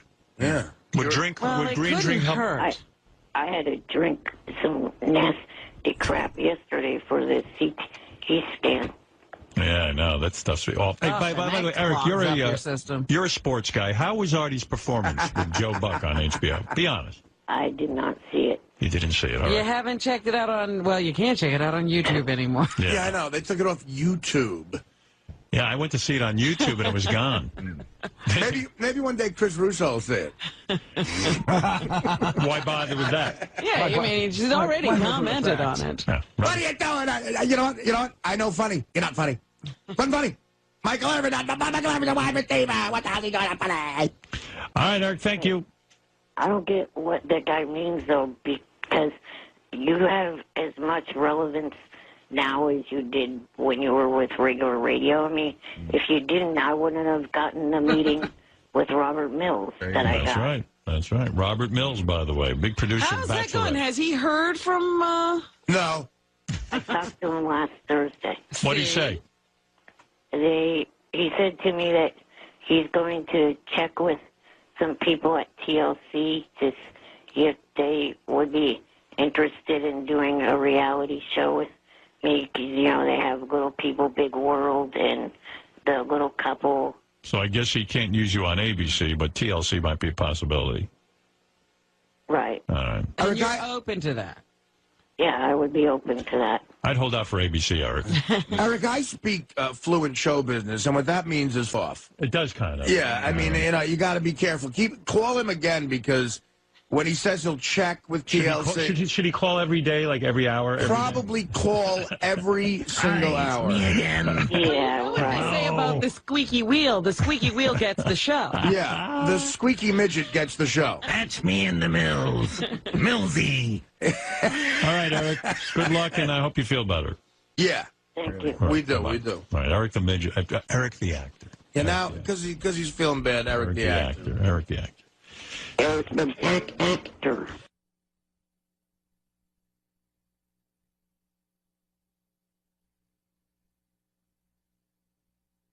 Eric the midget is on the air. I haven't heard from him in a while. Hey, Eric.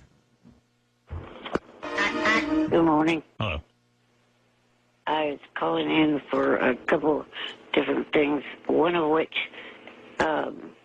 Brooke Hogan was in your studio a couple months ago talking to you about whether or not she would do Playboy. Right. She posted some photos on her MySpace page of a LA photo shoot where it's pretty close to being Playboy photos. Naked? Where do you see those? On MySpace? Yeah. And what do? You type in Brooke Hogan? Well, if you're on her friends list, you can see her photo gallery. And she's about naked? Do you see any titty? Yeah, you see like a side view of her breasts, and she's got her hands over her bare breasts, and she's got like a thong on or something like that on. You see any side nippage? No, because that's not allowed on MySpace. Did you beat so off she's to using them? the hand bra thing. No. So she did a hand bra? Yeah, pretty much. Yeah. Yeah, that sounds good. I'll go take a look at that. Hey, Eric, calling in with something good. See? He saved himself for a month or two, and he had something going Well, on. how's he doing? Is he getting over that lung thing he had? How's your health? It's getting better. I'm on pure oxygen right now. Pure oxygen? I'm always afraid we're going to lose him. I can't afford to lose another one of those, for lack of a better term, whack packers. I think he'll be all right. He sounds like he's taking the proper precautions. I've got some more doctor visits to do this month. Poor Eric. Just stay on top of that, man. I bet they'll keep you around a long time. Artie says take care of yourself. No, I'm saying, it sounds like he's got good people around him. You got good people around you. Always make sure you get to the doctor, right?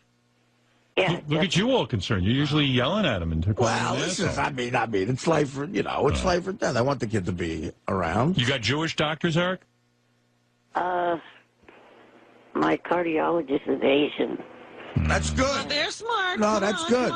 That's a good group. And my pulmonologist, I think he may be Jewish. I'm not. What's the last name? Do you know? Sankri. Say again? It's Sankri. That don't sound Jewish to me. I can't remember the exact pronunciation, the exact way you pronounce the name. I don't know if I like that name there, but... You're not leaving out a Steen or a Berg at the end? Sure it's not Sandstein? No, it's Sankey. Oh, Sankey. Oh, that could be Jewish. Sankey. Sankey. He's the doc for me. Pulmonologist. And what else? Also wanted to say happy belated birthday to Johnny. By the way, are you going to do anything with, the assignments that you sent him on? Yeah. Oh, he's been out?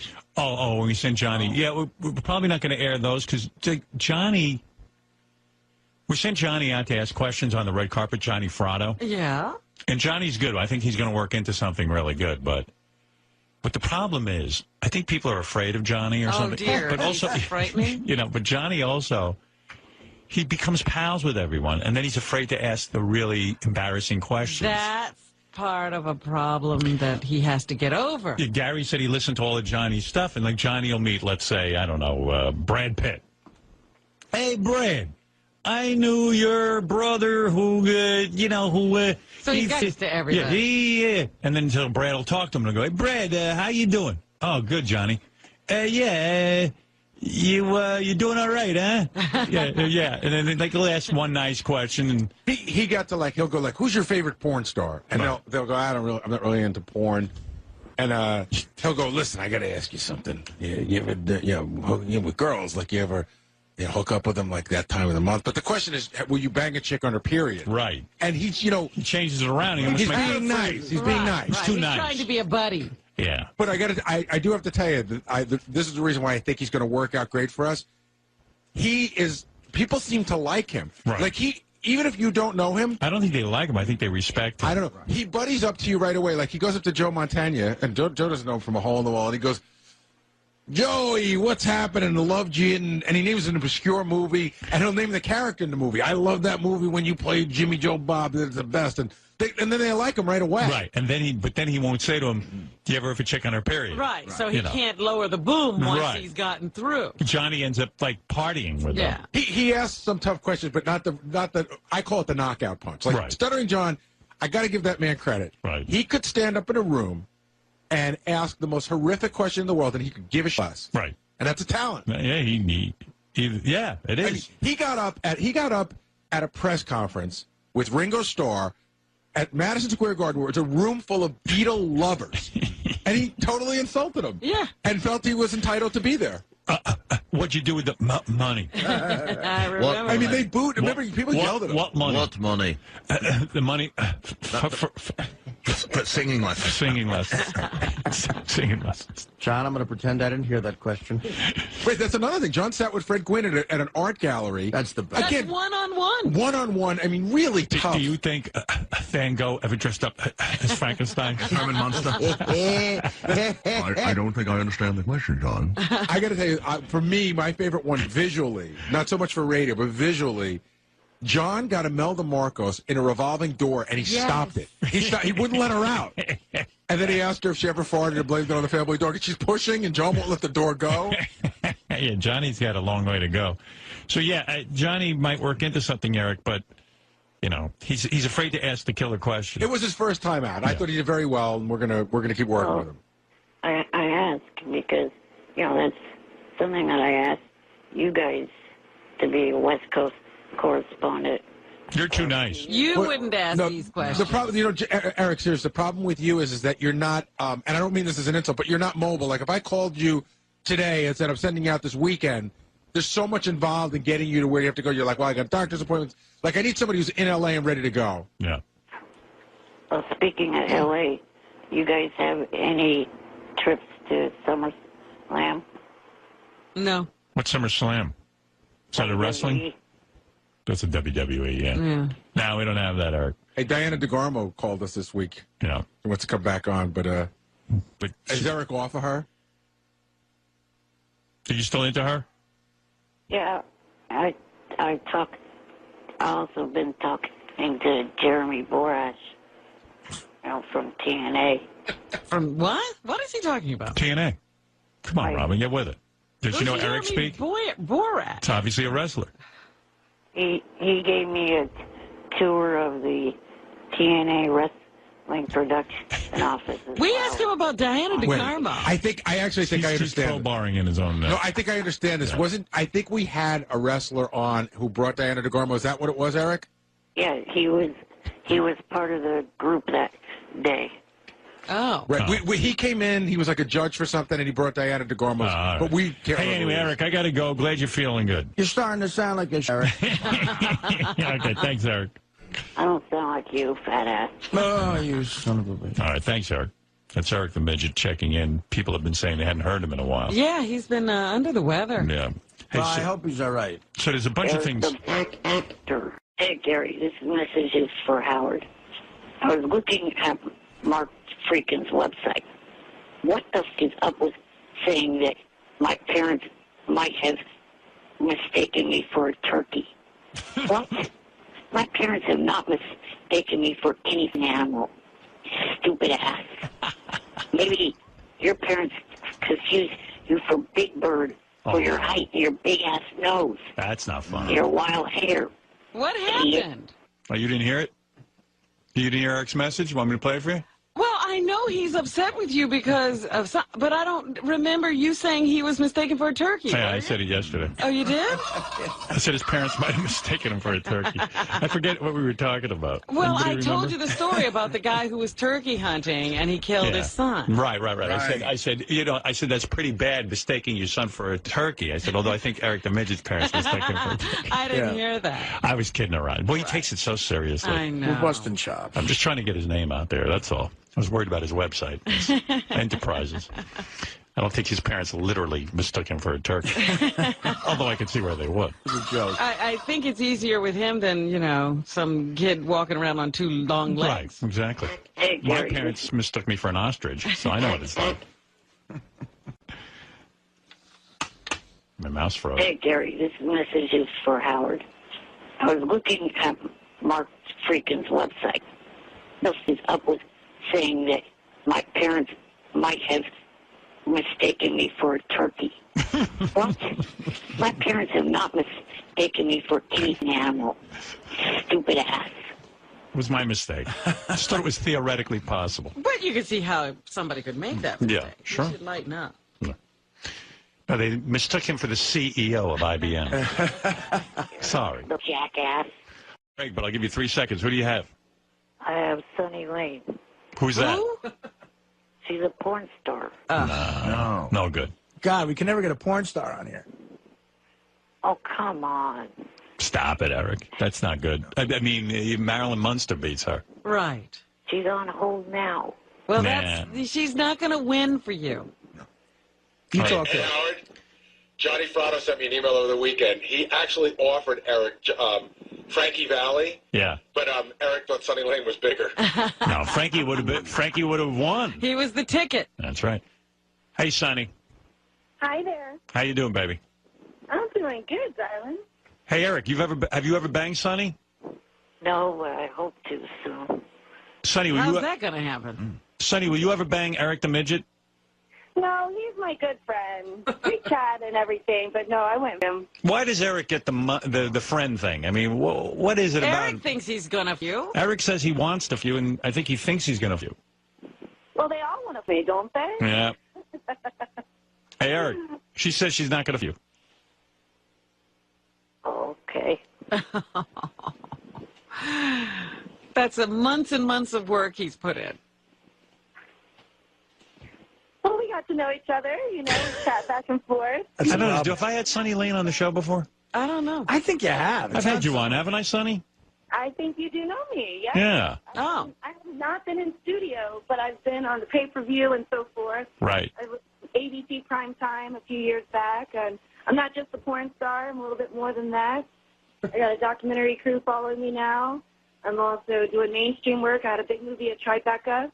You must be hot. Did anybody get a picture of her so I can get worked up? Please do. SunnyLaneLive.com is my website, or you could go to the Bunny Ranch under Sunny Lane. Oh, you bang at the Bunny Ranch? Oh, yeah. I get to see all my fans, and they get to come and have their pleasure with me and live out all their wild fantasies. And I've got a new thing going right now. Oh, so can Eric... And still Eric can't get you? And Eric can't get you? I mean, at the Bunny Ranch, some of these girls are doing him. I know. He's having so much fun over there. So if the Bunny Ranch says to you, do Eric, will you do it?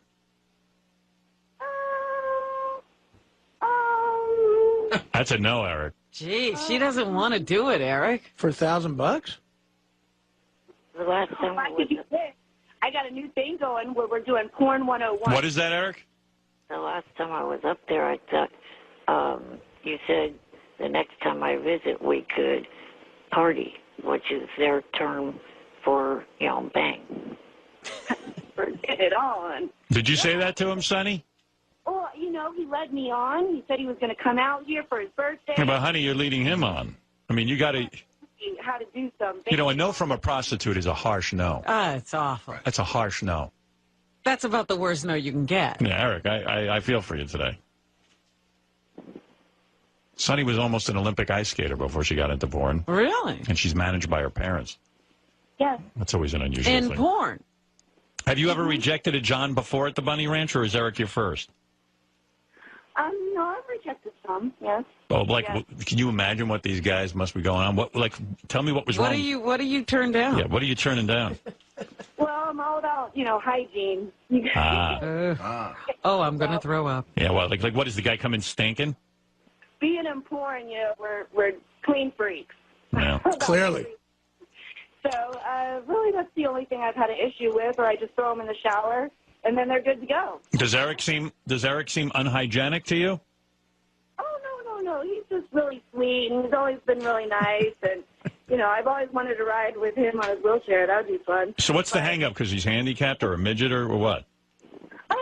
No. We've just gotten really close, It's just like in porn. When you have a... Poor Eric. He's getting the friend rap from a prostitute. Don't want them because they're good friends like that. Yeah, but in porn, you're... Well, no, you don't. You're good friends in porn. No? No, why do that? That doesn't make any sense. Well, Eric, I hate to break the news to you. I don't think it's going to happen, but maybe if you work her a bit, you know what I mean? He's been working. Next time you go to the Bunny Ranch, have $2,000 stapled to your forehead. You That's realize what happened. He worked and he wound up in the friend category. Sonny, I don't know if this will help, but you realize Eric could die soon. No, it's not to that extent. Oh, no? You're not that sick? No, I mean, I've got problems, but they're minor. I'm trying to help you. Tell her you're going to die soon. Yeah. Sonny, Eric's going to die soon. Eric, right? Yeah. Yeah, see? So you have to have some of them. What do you mean your problems are minor? What's his bucket list? All right, listen. I have to go to Stanford this week for a visit to see what's going on, and then I got 2 other doctor appointments. Yeah, Sonny. You see, Sonny? Sonny, why not make his life? Give him a little hand job, something. Well, he gets to see me all the time on my cam show every Wednesday. Oh, boy, a heartless woman. What a way to work at a plug. Blow the kid.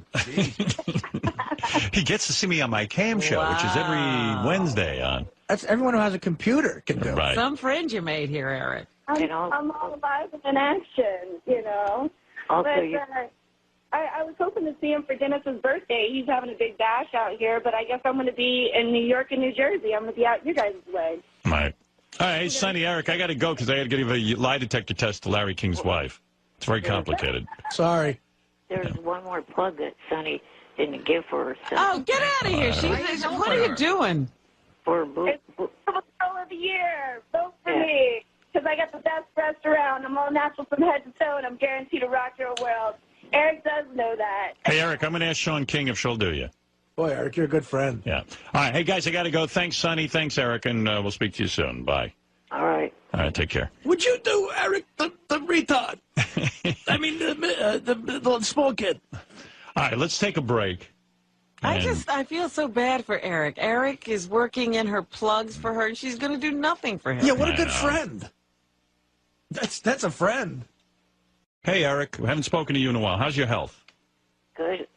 Can you ever just call me Eric the actor? Eric the actor. All right. In honor of your phone call, I'll call you. Yes, because we've missed you. Thank you. But I'm going back to Eric the Midget tomorrow. Shortly. That's right. But today you're Eric the actor. All right, Eric the actor. What can I do for you? You're talking about the fact of Beth being in Vegas. Yes. Last week I was in Vegas with my parents, and I went to the Chris Angel show, and she was in the audience. Yes, she was invited by Chris Angel to be in the audience. And then Chris Angel did the thing that Beth dreads the most. He introduced focused? her. Oh, he didn't put her in a trick, did he? No. He actually said something nice. He said, hey, you know, Howard Stern helped my career early on, had me on the show. I'll never forget that. And his wife is in the audience, and it was actually very nice of him. Yeah, he did that at the end of the show. At the start of the show, he did a trick where he ended up in the audience, and he ran right past where I was sitting, and he, gave 5 to myself and my dad that was sitting next to me. Yeah, that's because you got the wheelchair thing going on. Are you right up front? No, we were behind the front section. You got to high-five the kid in the wheelchair. Of course. That's the way it goes. You can't run past a wheelchair without acknowledging Yeah, I mean, it's like when I used to do my book signings, there'd always be like 1 or 2 guys in a wheelchair, and everything has to stop. Because, That's right. They get extra special attention. Because if you're a head to a wheelchair guy, that's it. You're going to burn in hell. That's a headline. Yeah, as anyone who's in show business would know, and I'm barely in it, but I know enough that when the wheelchair guy would come to the book signing, everything would say, Howard, this is so-and-so, and he needs to take a picture with you. Yeah. If the guy you're on 2 legs, keep it moving. If you're 2 legs, It's like when the guy in a wheelchair. So Chris Angel, of course, high-fives Eric. But, and he actually was really nice and bought Beth paid for their dinner somehow. I don't know how he got that all done, but he did. He was nice enough to treat her special.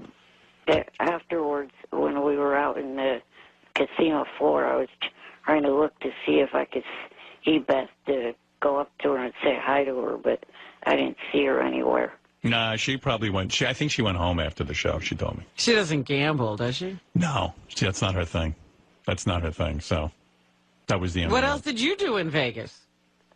Well, just checked out the different hotels, and I played the slot machines a little bit. Did you win? Yeah. See, Eric's a winner. There you go. There you go. But by the way, Johnny's on one of the other lines, and he fell asleep on you.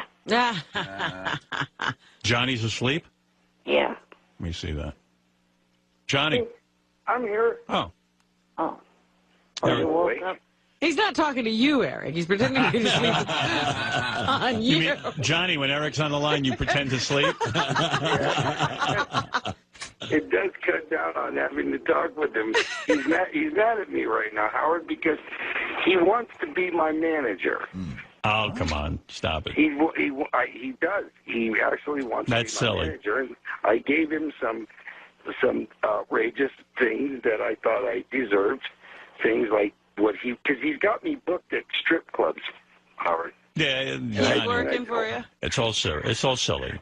It's silly. I don't want to go. I told him I don't want to go to strip clubs. It's silly stuff. He wants to go to the strip club. Yeah. Did you notice? Did anybody tell you that a bunch of the people from your show got in Time magazine? No. In the very current issue of Time magazine, there's an article about Neil Strauss. And in the article, it mentions myself and Anthony Baza and Amber Smith. All right. All right, Johnny, thank you. And Eric, thank you. I'm glad you saw my wife in Vegas. Thank you very much. Yeah.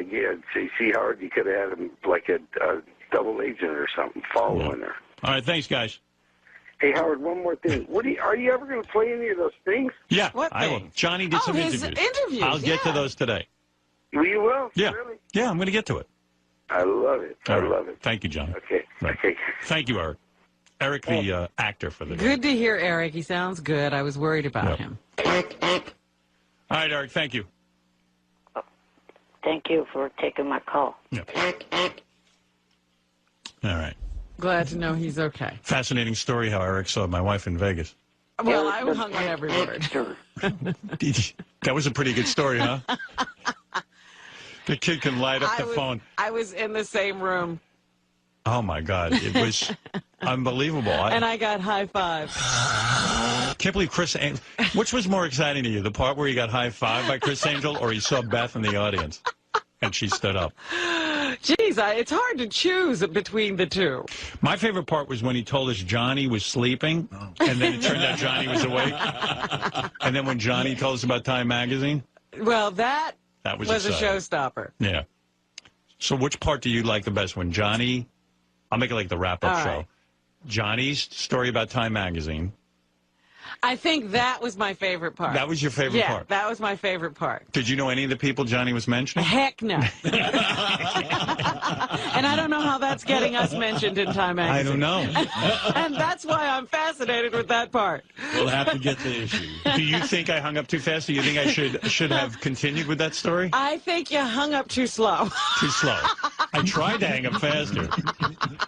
All right. Okay, thank you for your call. All right. Anybody wishing we were on vacation after that phone call? This here. Eric, go ahead. Eric's back in a big way. Eric, all of a sudden, calling in on a regular basis. No, not a regular basis. I just wanted to comment because...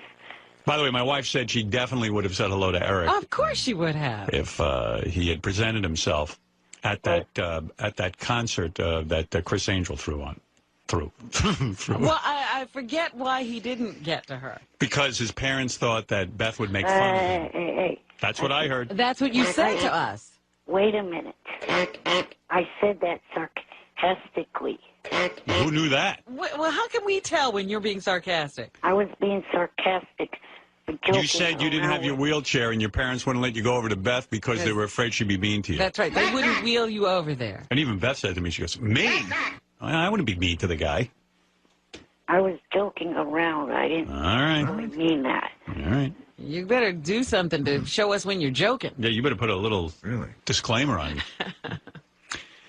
Also, the other thing was that after I hung up, I read on the internet that you said a comment about, don't you wish we were still on break after taking that call? Why the fuck would you say that? Well, your call wasn't particularly strong. And so I was being sarcastic. Anything else? The other thing is I noticed that you made a little comment about Kelly Clarkson used to be cute. That's right. Give me a break. She gained a few pounds. No, she wants to be a man, according to Howard in the tabloid. No, not according to me. According to a tabloid report I read, that she's beefing up to become a man like Chastity Bono. That's what it says. They speculate that she's trying to become a man. So you can give up on that crush on Kelly Clarkson. Right. If that's true. You'd be better off going after Fred. At least he's thin. Also, this weekend I'm going down to L.A. to be a guest for the pay-per-view Bound for Glory TNA pay-per-view this weekend. Jeremy Borash invited me down to go to the pay-per-view. All right, Eric. That's something you should Twitter, Eric. Yeah, that doesn't need to be on here. He wanted me to mention it. Well, I'm sure he did. That's how you got invited. Yeah, I invited you, in other words. By the way, Eric getting a couple of negative letters in the email. He's just back and already right. The negative email. Just from his one appearance yesterday, people said, keep Eric off. Don't allow him on the air, which I was surprised me. I thought people would be happy to hear him again, yeah, but no. He's all right. Vince wants to say hi to Eric. Eric, meet Vince. Vince, go ahead in Los Angeles. Hey, Robert, how you doing? Hi. Hey, listen, Eric, the faggot midget, should be in jail for stealing those credit cards, for using everybody's name, for trying to get fame for him. And hey, I'll tell you, as a matter of fact, I got a reality show for you. I just came up with a remote control wheelchair. What I want to do is, you know that game Frogger? I want to put you in it and put you on the... Hello? Hey, stupid, read the internet called Shaboody.com. Johnny did an interview where he admitted that credit card is a joke. Phone number beginning with the area code or enter your 9-digit account number. Hello? Hey, retard, you can't even work a phone. Well, something's wrong with my phone. Yeah. You're cutting out, and Eric now claims that anything that went on with sales-related questions. Hey, Howard, I'm going to call you back on another phone. Oh, please. Okay, Eric, thank you very much. Going to call me back on another phone. Eric the Midget, you're on the air. Hello, I'm calling in because in December I'm supposed to be on stage for Artie's show. Is that a definite? Because I heard you might not be able to do it. Are you Artie, Eric says he's been planning his stand-up debut at one of your shows, and now it sounds to him like... He wonders if it's canceled. He's seeing his opportunity slip through his fingers. Yeah. Well, is it really a bucket list thing? I mean, are you in bad shape? Is this something that's really that important to you? I'm going to try to clear my throat a little bit. He's pouring it on. Well, that was clearing his throat. That was cute when he cleared his throat. All right, my voice is back. Thank God. Yeah. We all missed it. Not that bad off, but, you know, people make bucket lists after they graduate high school and college. It's just, you know, some to do. Eric, what show are you supposed to perform? Okay, I'll tell you what it is. One of the things that I've been doing and looking at the shows I have, I'm committed to New Year's Eve. Okay. Okay. So I was going to look at the shows where I have to fly because that's extra crazy stress getting back, and especially where I have a week of shows before and a week of shows after. It's nuts. Right. So, you know, the show he's talking about is in San Diego, December 12th, and it's sandwiched by two... Do you think, Artie, now that we know your situation and your condition, that you will be canceling or putting off the San Diego show? You see, now this is where I feel... So you're starting to feel a little better? You've been medicated? You saw the shrink? Oh, I'm doing great. No, I'm just saying I'm worried that you're going to get back on this schedule and try to Well, what I want to know from Eric is it more important for him that Artie do the show or that Artie get better? I think. What do you think? I think in Eric's case, he's got it worse than me. Yeah, you know but what I mean? I'm just wondering if he cares if you're better or if he doesn't. Eric, would you understand if Artie canceled the show? I guess I would, but he's talking about he's going through anxiety himself, but he's also at the same time putting Sequoia through a bunch of anxiety. Okay. All right. What is Sequoia? Sequoia's the promoter. Oh. All right. Look, and I'm very sensitive to that, but I'll tell you what, Eric. For you, I will do the show. Don't make any rash decisions, Artie. You have to do what's best for you. Eric, with the pressure tactic, mentioning the word Sequoia. Sequoia. No, that seemed to get you. I mean, I don't care about promoters because there's contracts here. If you cancel 30 days before, you're allowed to do that. Right. So maybe you're better. You're putting Sequoia through anxiety. No, I don't want to make Sequoia upset, but I'm just saying maybe Sequoia would even understand your condition. And I think Sequoia right now is jumping up and down somewhere that his name's been mentioned. Believe me, there's ways to deal with Sequoia, too. I could do a local show for him that he could promote, and I'll do it for free. He could just take all the cash. Oh, wow. Well, I mean, I don't know. Eric, do you understand that Artie might not be able to do the show? Yeah. Okay. I mean, that's cool. Another disappointment in Eric's life. Hey, Eric, what if I... Okay, here's Eric's life. Eric, what if I... Is it hard? How hard is it for you to travel? Right, just fly him in. How hard is it for you to travel, Eric? Can you get on a plane? No, I mean, it's easy to travel. I mean... All right, well, listen. I'm hoping to travel in December to Florida because, I have a really shitty life. I just spent a whole weekend with the superstars of TNA. All right, I stand corrected. If I could spend a week with TNA, TNT or whatever it is. I know my life. TNA wrestling. I know. I haven't made a decision yet on the December. I was making a joke. I'm sure your life's fine. I haven't made a decision yet on the December 12th show. All right. But, Eric, let's just if I flew you into a local gig in Jersey and had you do the stand-up there, would that be something you'd consider? Sure. Okay, good. Hey, Artie, if you fly him in, then one of the things is he's got to come in here live, too. Okay, well, you know what? And there's always balloons. Yeah, we're flying that sucker. Good. All right, Eric, the answer is Artie feels your pain. He seems to be compassionate. He understands wanting to break into stand-up. And, Eric, I know you want to break into stand-up, but, understand. I want to break out of stand-up. Understand that maybe Artie will say his act. Listen, understand the man has, mental problems. And let's be honest. I mean, you could be sympathetic, Eric. You don't call up the guy saying he needs to cut his schedule, and right away you're putting something back on. Yeah, but I'm asking a kid with no legs and a wheelchair to be sympathetic. He can still have some understanding. Fat ass. I don't. Oh, come on. You're gonna wait. Cut off. Semantics. Come on. He has legs. All right. He's club-footed, though. Right. He probably beat me in a race. Yeah. All right, Eric, we hear your pain and understand. And I haven't made a decision yet on December 12th, but if in the awful situation for Sequoia and the whole world that I don't do it, we will make arrangements to fly it to a local gig. And then you come into the show. There you go, Eric. Artie's on your side. Thank you. Can't believe he calls in with a demand immediately. I know. Thank you. Whew. I see a note here that Eric the Midget wasn't finished with his talking points. Oh. So here we go. Yes, sir.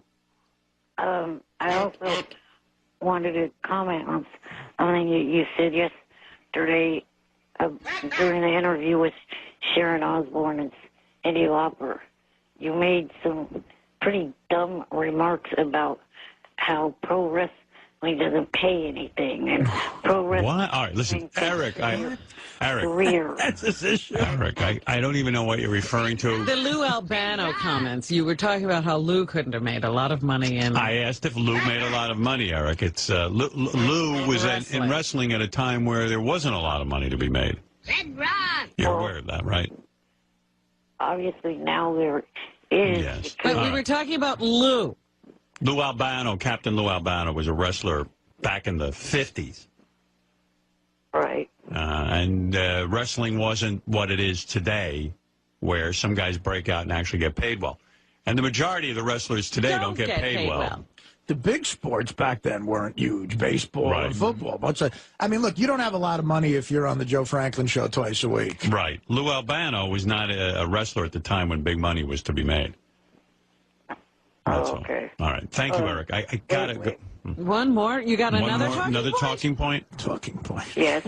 All right, go ahead. I wanted to say thank you to the people of TNA for inviting me down there to the pay-per-view, and that I will be possibly being on their Impact show this Thursday night on Spike. See, where you lose people, you got Artie here talking about being in bed for a week, not being able to move, and then now you're talking about... You're plugging. You're plugging your wrestling appearances. You got to know how to do radio. Yeah. You think I was in bed for a week? I was in Hawaii. This is... Idiot. Thank you, Eric. All right. You've said it all. You're an idiot. All right, thank you. You say some of the things you love about the show. One in particular is Eric the Midget. You got to make Eric, if you stay on after this contract's up, you got to have an Eric 102. I love Eric the Midget.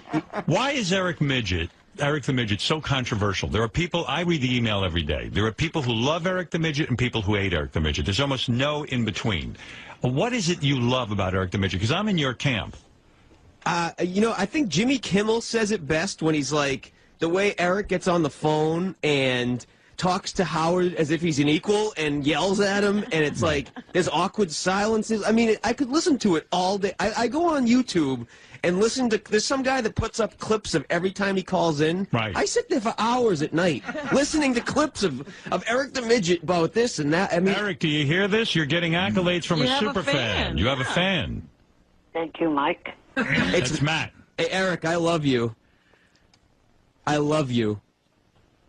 Thank you. Thank you for giving me an awkward silence. I mean, is that your favorite when he just kind of it takes him a long time to rev up and say something? This is as big as if John Lennon came from and talked to me. Wow. John Lennon, Paul McCartney, Eric the Midget, and Howard Stern, Artie Lang. Were you ever a part of his website when he was doing his? I forget what it was called. I'm not that big of a loser to go on to stick him, but. Right. Oh yeah, when he was doing that American Idol show. I was friends with him on MySpace, and then you got booted. I sent him an email about something, and he sent me this big message about how I'm cleaning up my friends, and you're one of them that I'm cleaning up. This long email. I'm like, so he threw you off MySpace? Yeah, then I sent him another request, and he just wouldn't answer it. Like, he knows who I am. Like, wow. Eric, will you acknowledge me now, and can I be your friend? I love you. Yeah, I have no problem if your friend requests me again.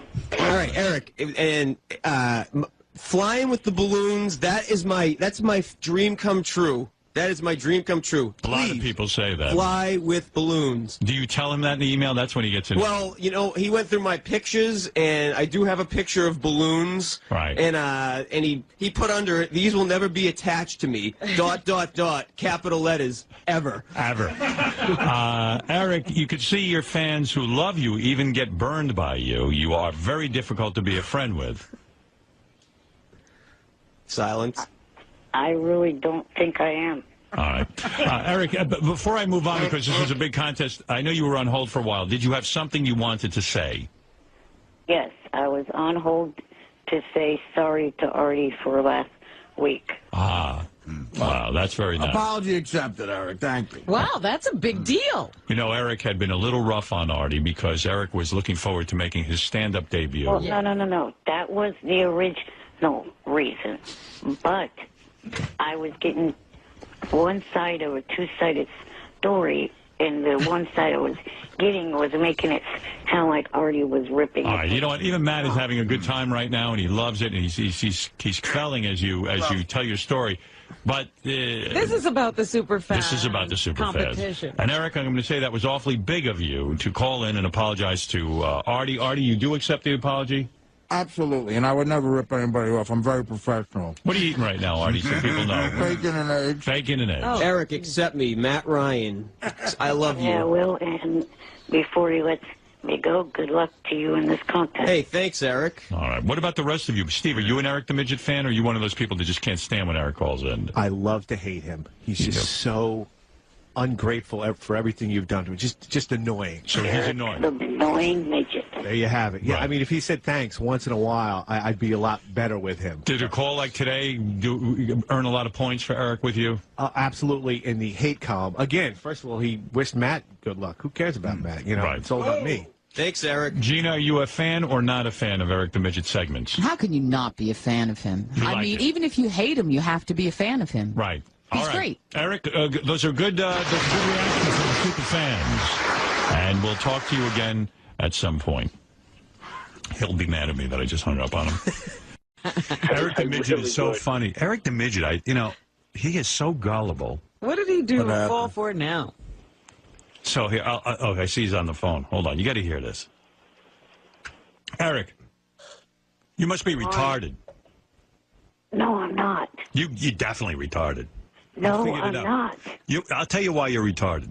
So Eric calls Gary up in the office. Yesterday, Gary was telling me about this morning. I'm not going to go into all the details, but he was threatening Gary, like he's going to get a lawyer, he's going to sue Gary. So I go, well, what's Eric's beef? Why is he suing? Because Eric got an email from, and it says it's from. I got two of them. You got two of them.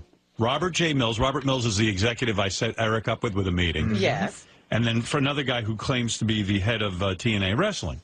No, he's not the head of TNA Wrestling. He doesn't claim to be the head of TNA Wrestling. That's Dixie Carter. Both of the letters are obviously from fans trying to get to Eric. It's not from the real people. No, it's not. They're from the real Robert people. Mills wouldn't write you a letter like this. Yes, he would. It was right from him. Oh, God. Because it says Robert Mills? It was from his email address. I just didn't include that in the email I forwarded to Gary. Anyway, so it says Gary on the wrap-up show, he thinks, he doesn't like Eric. Thinks Eric's an ingrate. Oh, yeah. So now Eric wants to sue Gary because now Robert Mills and this other guy from TNA Wrestling doesn't want to hire him because of what Gary said. First of all, I don't even think of these are really from those guys. Right. That's number one. It is really from both of them. Eric, didn't it strike you as odd that both letters are almost exactly the same wording? They both say, I think Gary's a very honest guy and I trust his opinion. I mean, somebody wrote the same exact letter to you from two different companies. You're a retard. No, I'm your ass. I'm not retarded in any way, shape, or form. There's no way I believe that these letters They're are from not going to waste their time with letters and like besides, that. And besides, Gary's allowed to have his opinion about you. You can't sue him for having an opinion about you. It's his fault if the tabloids saying a celebrity's gay when he's not. Oh, so saying you're an ingrate is the same as saying you're gay? Calling somebody gay is different than having an opinion about somebody. You can't have an opinion that somebody's gay. Well, you can. Saying that I don't have any compassion for others and shit like that. You could say that. That's up. It might be up in your eyes, but it's not illegal. Thank you, Robin. It's libel. No, it isn't. Not really. Just like the tabloids saying that someone's gay when they're really not. That's libel. Would you rather we call you gay? No. Oh. Gay or retarded? Pick one. Here's the deal. Gary observes your actions, and he thinks you're ungrateful and rude. He observes my fake on-air persona. Well, so what? Who's supposed to know that? That's not my real-life personality. So who am I talking to now? Are you being the character or are you being the little shit you are? Wait a minute. That's Trick question. He's confused.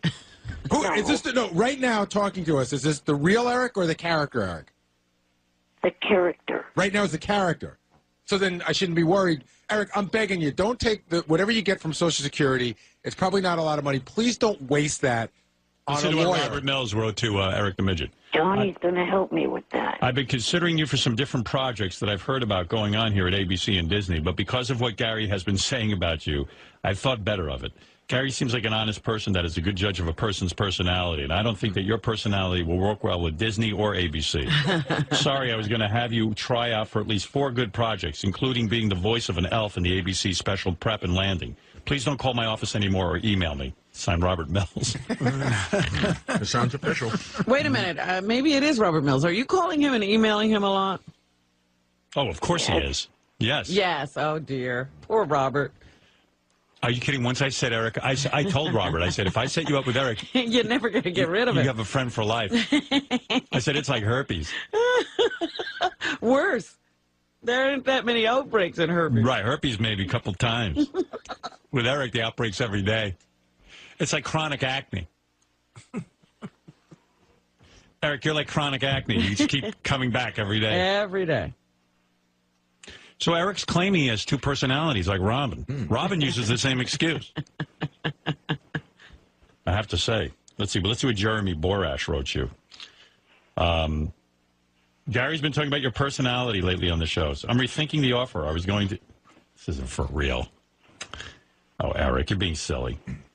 It is for real. If what Gary's been saying about you is true, which he seems to be a good judge of character, I don't think that will work out. That's the exact same letter. To have you working with us. No, it's not the exact. Please stop text messaging me, emailing me, tweeting me on Twitter. Also, on behalf of the others on Twitter, please stop tweeting to them. You'll notice that they've been ignoring you, and now you know why.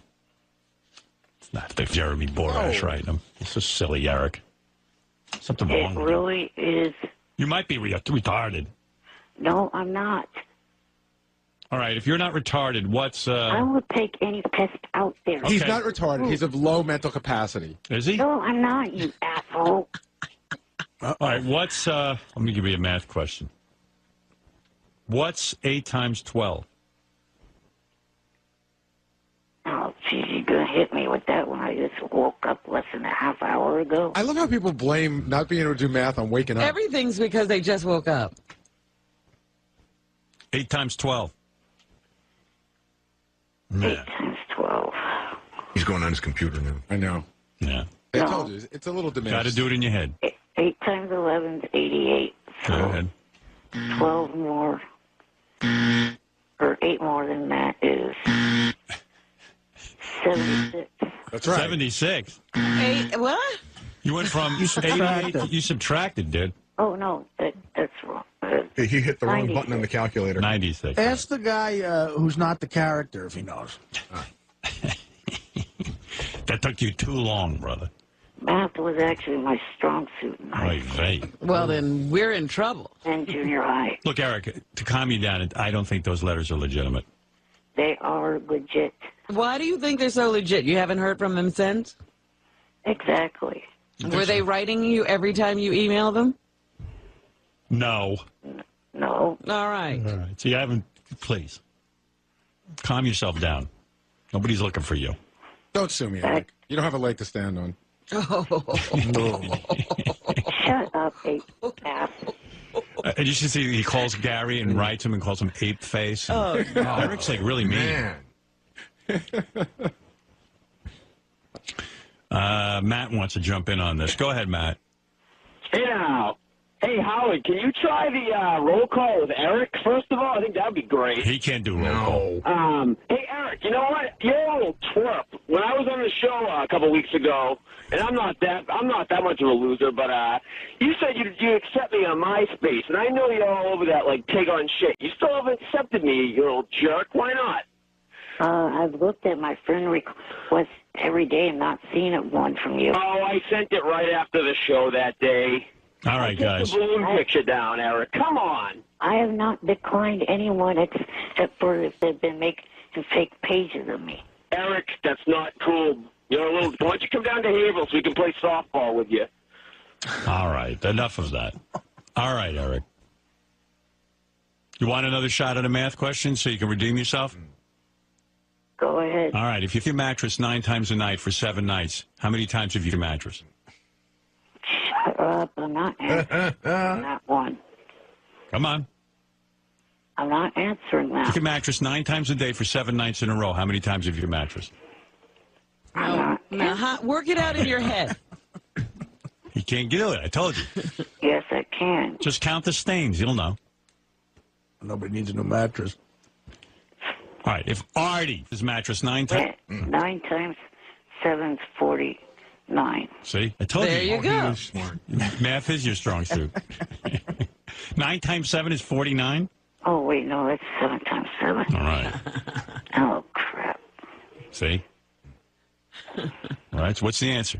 I passed all math requirements by 10th grade. This is the math genius? Yeah. By 10th grade, I was finished with all state requirements. Well, maybe they should have let you keep going. Where'd he go to school? In 10th grade, you finished with the minimum requirement by the state to pass a class, and you're bragging? I passed the state competency test on the first try. Most people, I would say the bulk of people pass their classes on the first try. It's the retards that don't get it on the first try. You're going to take that from Baba Booey? Go join one of your relatives in a zoo cage. 9 times 7. You know. 9 times 7. That's like a second grader has to know his times tables between 1 and 10. I didn't start learning times tables, like around 5th grade. So then you were in the slower class. I'm quite sure it was at any of the classes. See, Eric, that's why I'm saying a lot of these people fool with you and write you fake emails, and you're falling for it. It's not fake, either one of those. I mean, if math is your strong suit, you're not doing well here today. 9 times 7 is not 49. What if Robert Mills emailed you a letter asking what 9 times 7 was? All right. Oh. Hello? Okay. You got it yet? 9 times 7? Yeah, I got it. It's 69. Or no, 59. Oh, all right. Well, now you got it. Can he subtract? Hey, Howard. That's not even right, Eric. I hate to tell you. You're getting But closer. you're close. Wait. If 7 times 10 is 70, Go ahead. take 9 away from that. Right. And you get? 61. Holy geez. mackerel. Oh, Eric, you're not doing well. Wait. How? How? You don't take 9 away. You don't know how you get that. No. You took 9 away. Oh, wait.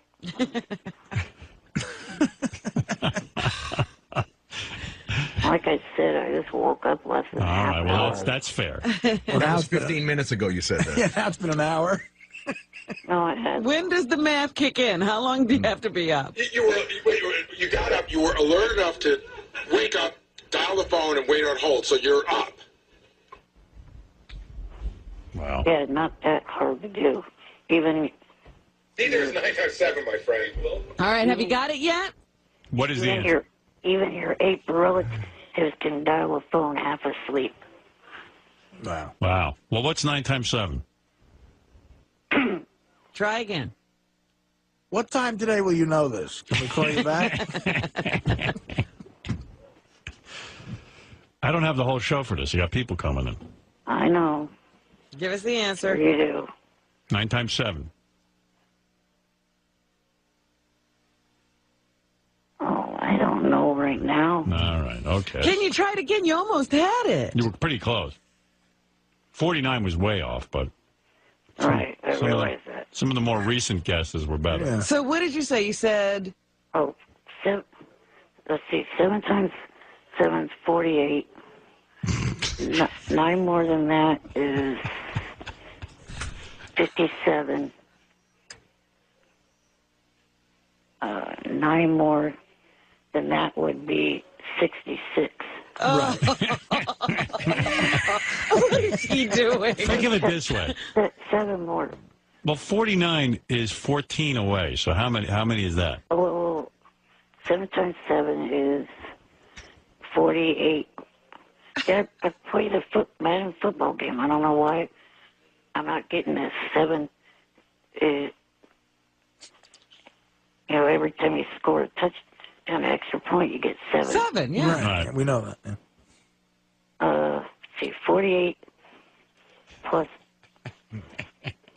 This is good. Show your work. 63. What'd you say? 63. Are you sure? Yes. You're positive? Is that your final answer? Yes, it is.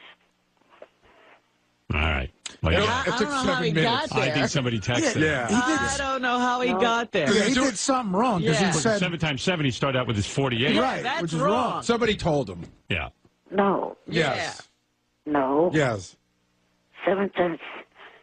You scored 7 touchdowns in football. It's 48 points.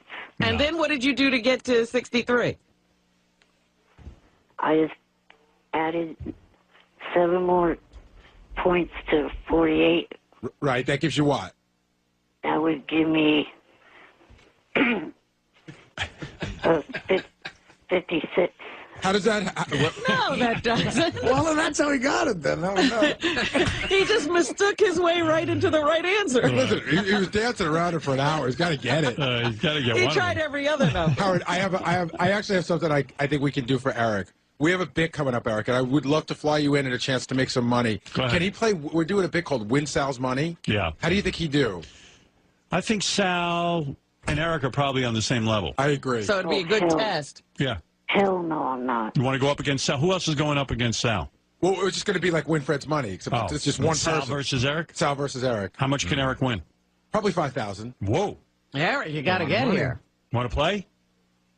Can't I do it over the phone? I mean, no one will help me. It's a game show.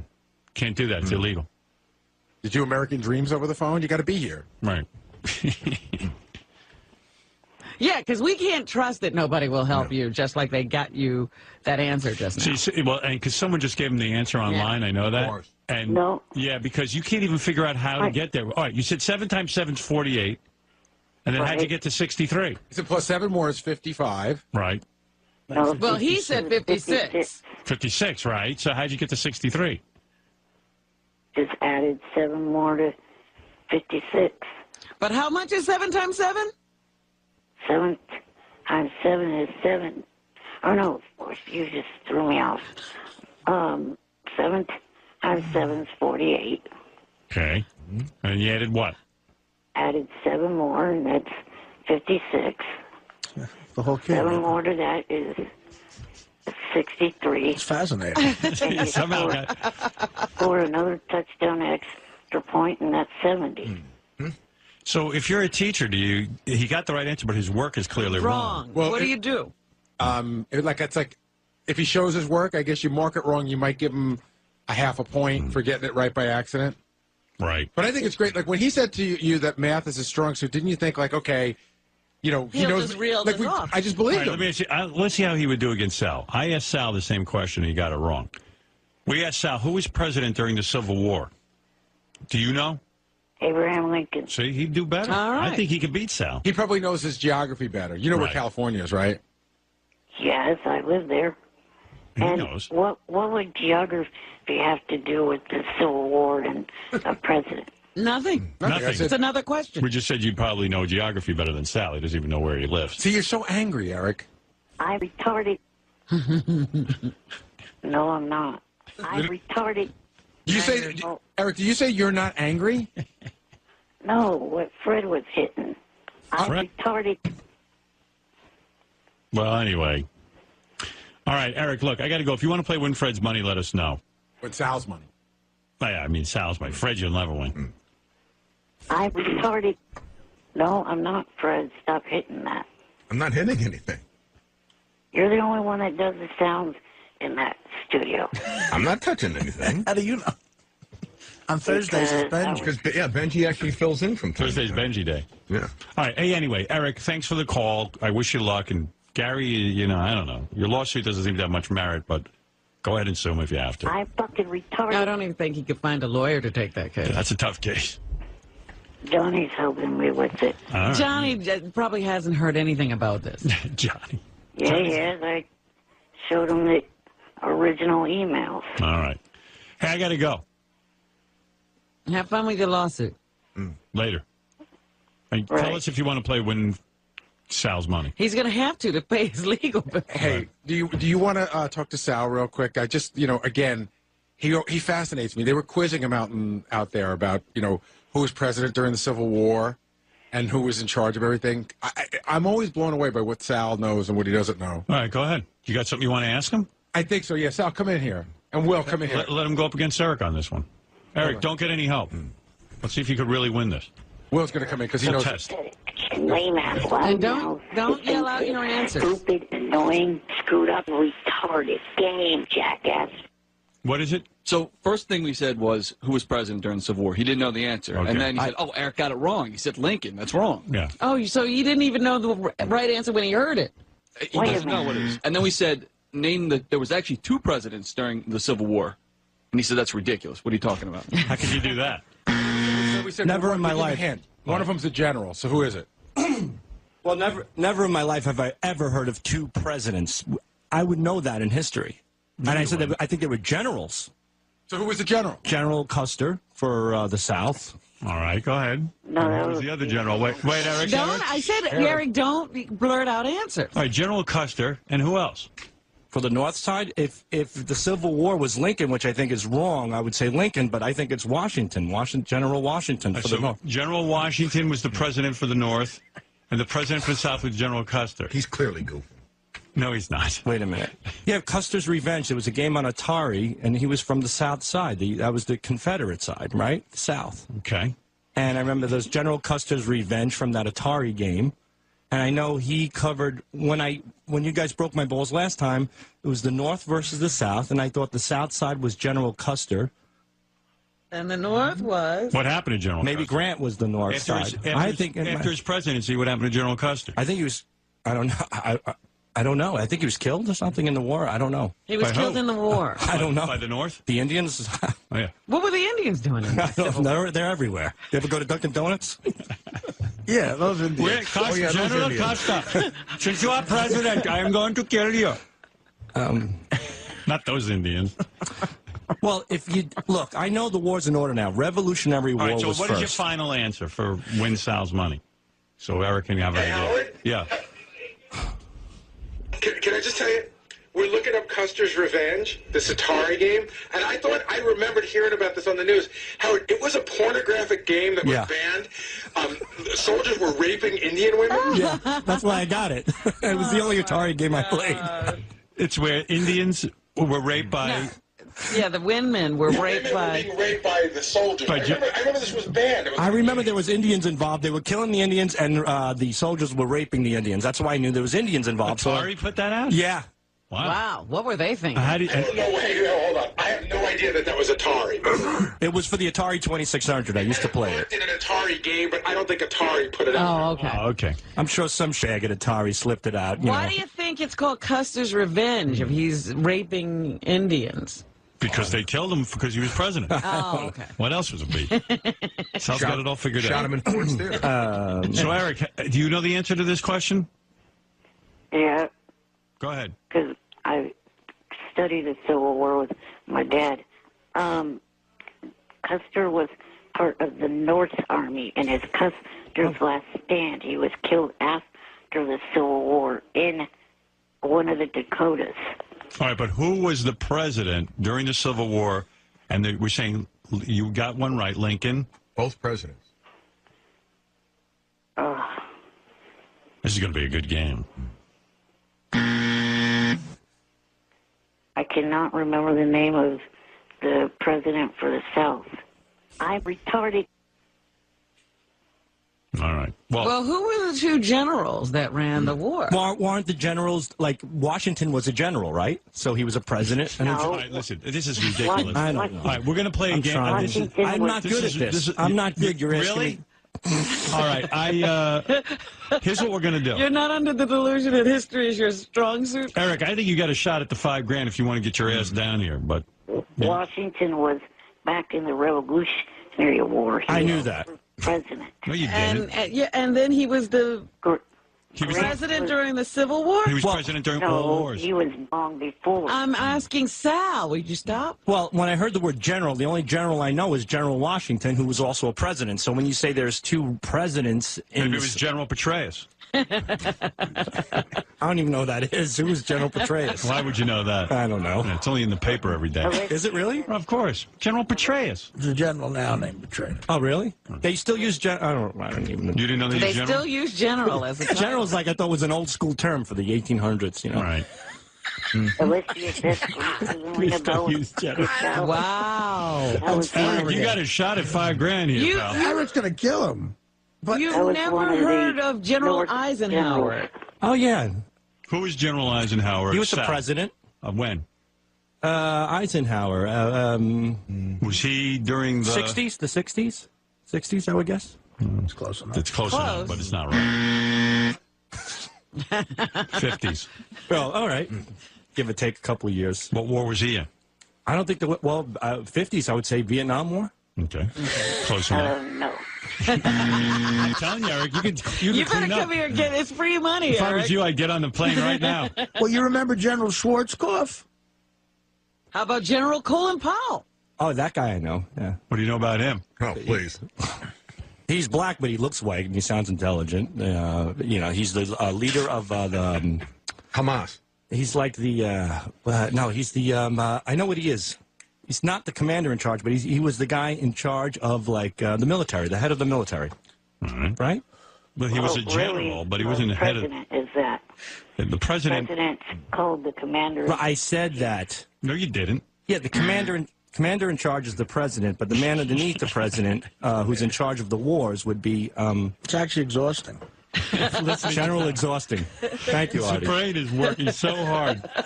All right, listen, Sal, I just thank don't, you know. We can't wait for Win Sal's money with Eric the Midget. Thank you. All right, Eric, I got to go. Thank you. Okay. All right. It's like a car engine that won't turn over. Hey, Sal, real quick. What was the North called during the Civil War? The North?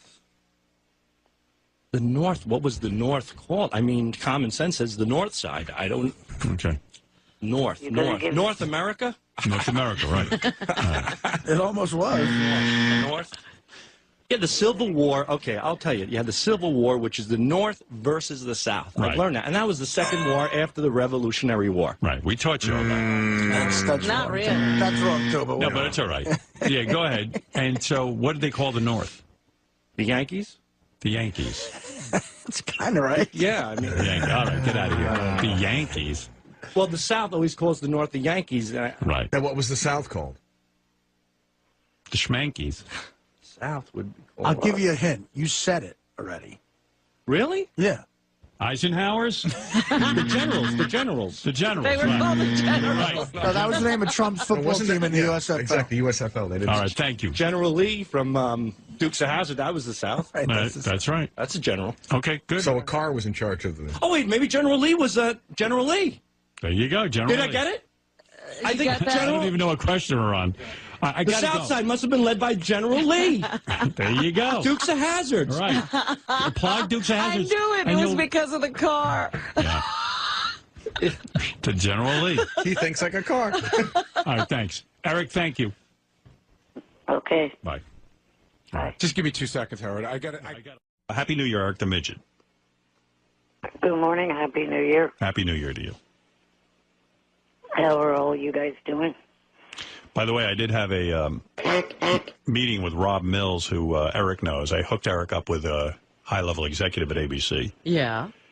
And I did bring up Eric's name, find out if there was anything on the horizon for Eric. Yeah, well, he met with a bunch of people, right? And they were all supposed to go back and come up with ideas for him. 90% of the meeting, which was a meeting about me doing stuff, but 90% of the meeting was sort of like just talking about Eric the Midget for some reason. And I just said, is there any chance he can get on some ABC show like, you know, the Bachelor or something?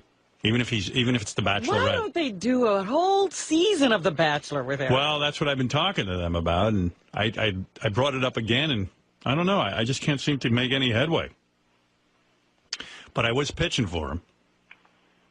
I'm fascinated by Eric. I believe there is a place for him on TV. And what happened? Nothing with his I don't know. meeting? Did anybody contact you after that, Eric? No. No. Not at all. Not at all. Nothing. They looked at Howard like he was crazy, and they left. I am Eric's advocate, though. He doesn't think so. He'll call bad-mouthing you later. Right. All right, Eric, what can I do for you?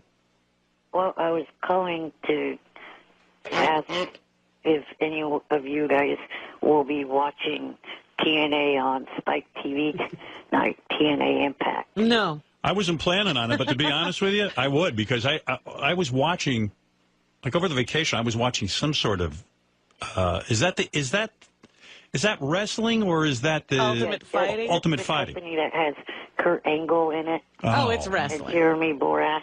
Yeah, I won't be watching that, but I'm telling you, Spike's got the Ultimate Fighting, and it's awesome. Really? Yeah, You like it's great. that stuff? I love Ultimate Fighting. Supposedly Bubba's supposed to be a part of the broadcast tonight for TNA.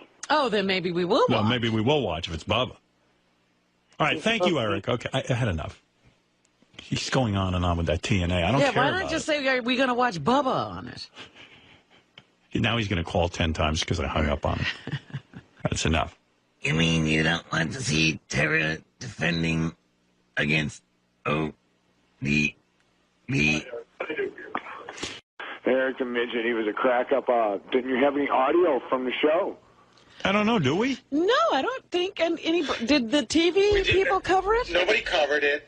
Somebody posted it on the internet. I just had Scott try to fix it. It's pretty bad, Howard. I have it up on one of the pages, but it's hard to hear. Eric did comedy? You're saying Eric did comedy and he was funny? Yeah, he wasn't bad at all. He had some good lines. Whoever wrote the jokes, he did a great job. I mean, we were nice and quiet for him, so they said, because they made a big deal, we got to get audio for Howard show for Tuesday, blah, blah, blah, everybody be quiet and all this, and now you Everybody be quiet. Audio. Eric, I hear you're a Triumph. Good morning. Now he's arrogant. Whole confidence, I hear. A whole different guy. Why didn't you get good tape of yourself doing your stand-up? Well, I figured that would be covered by the people that were there. Gary, where is this audio? It's on Gary, page 1, third column, top in orange. Poor Eric. Like, Bad audio plagues him everywhere. I don't think it might be Eric himself. Maybe he can't be recorded. I don't know. All they have to do is go through the house speaker, the house system, and record. They had to turn it up the mic really loud, and it caused feedback. Let me see if I can understand this. If not, I'll bail.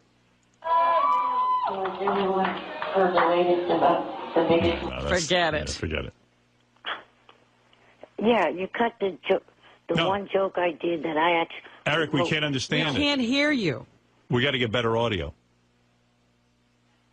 I can tell already. It's somebody just like using a tape recorder in the audience. No, it wasn't a tape recorder. It was digital cameras. Yeah, that's even worse. That's worse. We can't. I know you don't mind bad audio, but we can't play. Even when Eric had that internet show, the bad audio was legendary. I even made a joke in reference to it. Yeah, well. Well, we're glad you were successful. Yeah, I mean, hey, what do you want from me? Listen, there's no way. All right, I'll try again. Let me see if I can understand this. Everyone heard the latest about The Biggest Loser? No, I'm not talking about the reality show on the NBC. I'm talking about Party. Yeah, we can't understand it. Oh, my I don't know what words you're saying. Do you want to recreate it? Then you need to get your hearing checked. I heard it just fine. Yeah, but Eric, you know what you're saying. We don't. In other words, you know the jokes. It's doing you a huge disservice if we play this and no one can hear it. Not to mention the fact that everyone will tune out the show. All right, thank you. You got to get someone to record off the system, the house system. That's what they did. No, it's a guy holding a. We can hear the audience better than you. Yeah. In other words, when they do a comedy album, okay, like Chris Rock doesn't have a guy in the audience with his digital camera. They're plugged into the board. You know what I mean by a board? Yes. Yeah. They're plugged right into the board, the soundboard. Okay? Right. So there's really not a good... There's no way we can hear this. It just sounds like a big echo. It sounds like... That's what we hear. Thank you. Another failure for... He's mad now. I know. He was about to scream at you for cutting off the tape just as he was about to give his punchline. This is a new low for Eric. I'm thinking back to his Idol show on the internet, where there were just huge echoes and spaces. Spaces, yeah. So how are you? Oh, I'm doing okay, Eric. There he is. Hey, King. Hey, 25. I'm late like Artie. I had flu-like symptoms.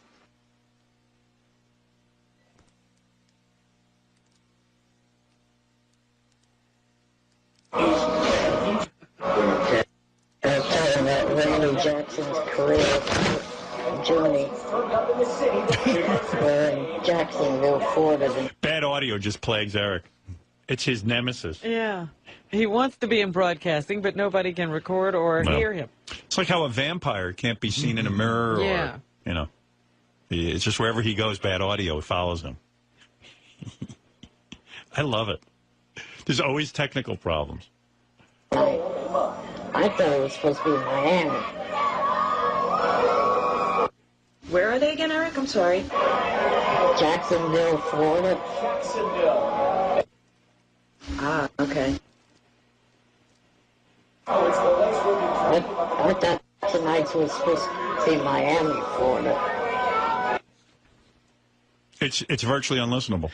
Oh my goodness. There is nothing coherent. You can't keep track of what they're talking about. Yeah, there's a conversation going on, but we're not even sure what it is. There was a scrawny guy with... Now she's talking over him. Is it possible Eric's wheelchair causes a feedback or something? I don't know. I mean, what is it about this guy? No one can get him on tape. So again, another failure. his triumph wasn't recorded properly. Eric, go for yourself. What's the matter, Eric? Jealous that I'm going to maybe possibly be the new judge on American Idol? I don't think that's going to happen. You don't think it's going to happen, huh? You better start. No. What, are you going to stop watching the show if it does?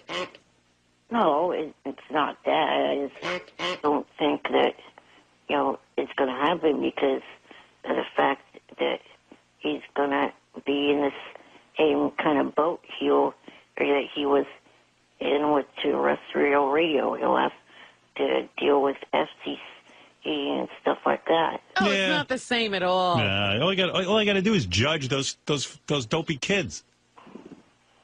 And I'm into it. And believe me, I'll find some Kelly Clarksons out there. I'm not going to sit there and put some shitheads through that. Waste your time. First of all, I would have straightened out that Adam Lambert, number one. That's why his career tanked. The kid had more publicity than anyone, but he fell. Number two, I wouldn't even put through that kid, that good-looking kid who won, that Chris Allen. He never would have even been through. He was good-looking, you thought? Yes. You know what? I really don't want that American Idol job, but I have to take it just to make Eric nuts. It'll drive him Eric, nuts. You're starting this whole thing. He wasn't even interested. This could be good for you, Eric. I might have you right at my side. How great would that be? I'll just put him between me and Ellen. What do you think, Eric? I don't know about that. You sit on my lap. You don't want to be on the show? Tell you what, first show, you sit on my lap. I'm going to say, remember how Michael Jackson used to have a little midget on his lap all the time? That black kid? What was that kid's name? I don't even know his name. Webster. Emmanuel Lewis. Right. Yeah. I'm going to go, here's my midget. Right here. I'm going to bounce you on my knee. And if you feel a little cock going on your leg, you'll understand. You excite me. Oh, God, no. This is Eric's worst nightmare because he wants me to judge on the show. Oh, absolutely. And rather than doing your own internet show, your opinions could actually be heard on national television during the show. Don't you think it would be funny if I have Eric on my lap for more, like the segment? It. Yeah. Here's a question. And every time Eric, we got to work this out. When I tap you on your back, all you say is, I'm going to Hollywood. Deplane. No, I'm going to Hollywood. I'm going to Hollywood. I'll put a wig. I'm going to put a wig on you to look like me. Get the dark glasses. So it'd be Little Howard and Big Howard. Or maybe I'll wear Eric like a hat, like Aretha Franklin. You know, Aretha Franklin always comes out with a big giant hat. Like some crazy hat. Yeah, just wear him on my head. I have a human hat. It's my hat. I'm wilder than Simon. I wear a human being as a hat. Even Eric's laughing at that. He loves it. No, that was not a laugh. Oh. Meanwhile, people seem to be very excited about this. I can't tell you. Everyone's it's causing all kinds of buzz about American Idol. It's certainly not bad for them. No. Why do you think it won't happen? I just don't think that you're the right fit for this show. What's the right fit? What do you think? Name a person who could bring more excitement to that show than me. I think someone like Jamie Foxx. Get out of here. Yeah. Show will be off in a year if Jamie Foxx takes it over. You know, who was Simon Cowell before? You didn't know him. Yeah, you didn't know him. Oh, yeah, that's true.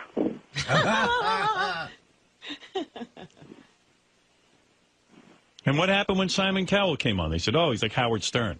Says anything. See? That's why they put it together. And even Simon himself says Howard Stern would be the only one who could do it. I didn't hear that. No. So I really don't have your endorsement. You don't want it. Not completely. All right. You don't want to have such a close friend on the show. I was going to take him with me. You know what, Eric? When I get this job... You're not seeing the big picture, Eric. Yeah, let's see if Jamie Foxx has you on his lap. Boy, you blew it. Now I'm mad. You could have been a part of everything. I was going to have Eric on set. I was going to have him do a whole thing. Maybe talk to some of the girls. Look, they'd have to be nice to you. You'd be in the rooms helping them with their performances. That's why Eric's dopey. He never knows when he's got opportunity knocking at his door.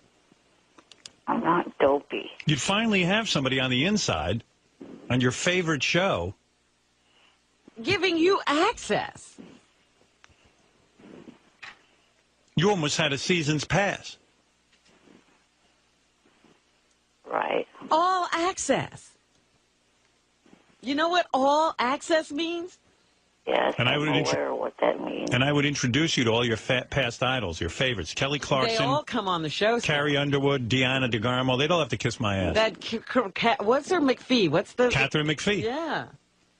If I was the judge, I'd be so powerful I could force her to blow you. Miss McPhee, you'll need to blow Eric the Midget right now. Diana DeGarmo, get over here. But no McFever for you, Eric. Eric doesn't want me as judge. If I became judge, it would be his lucky day. Who wouldn't want to see a young Eric the Midget sitting on my lap? Never looking at, the opportunity there. Each week, that would be my shtick. Each week I'd have a different midget on my lap. I know I could probably get Clay Aiken to blow you. No, thank you. Well, start. Have they even had Clay Aiken back on? Boy, his career tank. Oh, yeah. There were actually delusional women in this country who thought they were Claymates. They thought Clay was straight. Yeah, they thought he was going to marry them. Yeah. And then when they found out he was gay, they were like, oh, my God, we want our money back. And they abandoned him. Like, who are these women that actually thought Clay Aiken was straight? They're the same women who thought Liberace was just looking for the right girl. Yeah, Liberace had fans. And women were like, why doesn't Liberace get married? Let's see. Let's guess. Wonder why Liberace isn't getting married to a woman. He says he can't find the right one. Yeah, there is no right one. The only right one would have a cock. All right, Eric, I'm sorry you're disappointed with my possible taking over of American Idol. Well, you'll be watching. Speaking of it, I could get Ruben Stoddard to be your day nurse because he's not doing anything. Fantasia. I get Fantasia Barrino to wipe your ass after you take a dump. Speaking of that show, I've been doing the JFS Idol show for the last all right, I got to go. 3 weeks. Thanks. All right, Joe, you're on the air. We haven't told anything. It's Eric the actor. Let's not go over I thought you got coined Eric the Midget by somebody. No, you're Eric the Midget. Nobody knows Eric the actor. Let's not go over Remember you were in like a crossword puzzle or something? Yeah. New York Times or something even. Put him in, not the New York Times, but... Yes, you were correct. New York Times? Yeah. Yes. New York Times it's unbelievable to me. One of the answers was Eric the Midget. Yeah. So you're Eric the Midget. Yeah, God, and be proud of it. No, I'm not Eric the Midget. No, you sound are. like him. Do you think we could argue this for 4 hours? Yes, absolutely. In fact, when I come in there to beat Sal for win Sal's money, yeah, that name disappears. If you win? Not if, it's when. Wouldn't you be so maybe all you have to do is get that producer of yours away from Solitaire and get him to book me in either April or May. So you were not in the New York Times crossword puzzle, were you? I was. No, you weren't. You're not Eric the Midget, so it's somebody else, I guess. I don't care if I was printed in that. That's not the nickname that I want to go by. Well, on this show, that's who you are. I'm sorry. That's it. I don't know what else to say. So what can we do for you, Eric the Midget? Well, I would like to know why it's been over a month since I was last on air. Well, because generally when I pick up on you, you have nothing to say. I mean, sometimes it's fun and sometimes it's good to check in with you, but getting you on the air on a regular basis is I mean, especially judging by the email, people can't take it. They hate it. They're like, why do you have him on? It's boring. We have to tune to another channel. And I understand a lot of times it's hit and miss with you. You know what I mean? It takes a long time for you to get a thought out. Sometimes the thought is just a promotional thought, right, like where you're naming different websites. Or I just want to tell you where I'm showing up. Yeah, and people don't care. Like this morning, he's sucking. Well, he hasn't really. Shut up, Fred. He really hasn't really said anything yet. But you're right. Like, I don't know what to do with him. Yeah. You know? No, you're right. Sometimes he calls in and he's pretty entertaining. But this morning here, I don't know if he didn't get enough sleep or he's tired or what. Yeah, Fred, in a voicemail that I left last night, I agreed with you and Robin on that rocker guy. That guy sucked. You're right. Then a lot of times you bring up stuff that's like happened 3 days ago. Right, he's talking about the contest. Yeah, and then I have to sit and Maybe describe. if you let me on air that day, it would have been more relevant. Maybe. Oh, maybe we should have had him as a judge. He might make a point. I think the problem is I don't know when you're going to be good or bad, so I get kind of gun shy picking up the phone on you. You know, sometimes I can't, and sometimes I'm just too busy to get to you. Well, after being pent up for a month, you must have something to say. Yeah, you must have. You haven't been on the air in a month. What could you have to say? Let's hear. Well, for starters, Thursday is my birthday. See what I mean? Do you see what I mean? I mean, do you really think the public cares? I mean, Howard, what kind of like maniac, like how full of yourself do you have to be to think that the world gives a shit your birthday? I mean, he hasn't been on for a month, and now he wants to talk about it. Go read another audio book, you moron. At least I read. The last time we had you on the air, we figured out you can't even add. What's 9 times 7? 63. You sure? Yes. Positive? Yes. All right. that one he knows. Give him another one. Maybe he studied. What's 8 times 9? I know, Howard, like I deal with my kids. They have trouble with their 8s and their 9s and multiplication. What's 8 times 9, Eric? It's true. I don't know off the top of my head. You're retarded. No, I'm not. I'm a retard. You don't know 8 times 9? He's right. He shouldn't be Eric the midget. He's Eric the retard. You know what, Eric? I'll be honest with you. My father... You know what? Book me on the Joe so I can prove to your retarded monkey ass that I'm not retarded. But Eric, you are booked on the show. You're booked right now, and this is the question. What do you think that? So if I booked you and flew you in and asked you the same question, you'd suddenly know it? Yes. Really? The flight would help. You still don't know 8 times 9, huh? No. Wow. What do you think it is? Give it a guess. Come on. Quick. Top of your head, what do you think it is? Blurt it out. He's doing a lot of calculating. He's run out of fingers and toes. Oh, yeah, and by the way... What's 8 times 10? 8 times 10 is 80. All right, so what's 8 times 9? By the way, to your listeners, I have fingers. I don't have crab claws. All right. What's 8 times 10? I'll ask you again. 80. All right. So what? All right. So what's 8 times 9? Oh, crap. Hang on. No, come Where on. are you going? What Give are me you the doing? answer. Hang on. What are you doing? He's going back to school. He's going to math class. Eric, listen to me.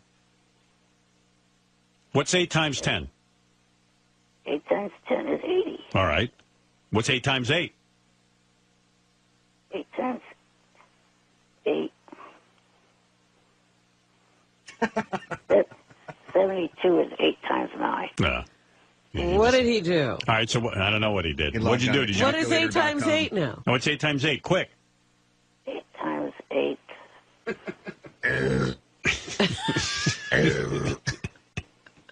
He's got a calculator or something. Yeah, he's got the computer on or something.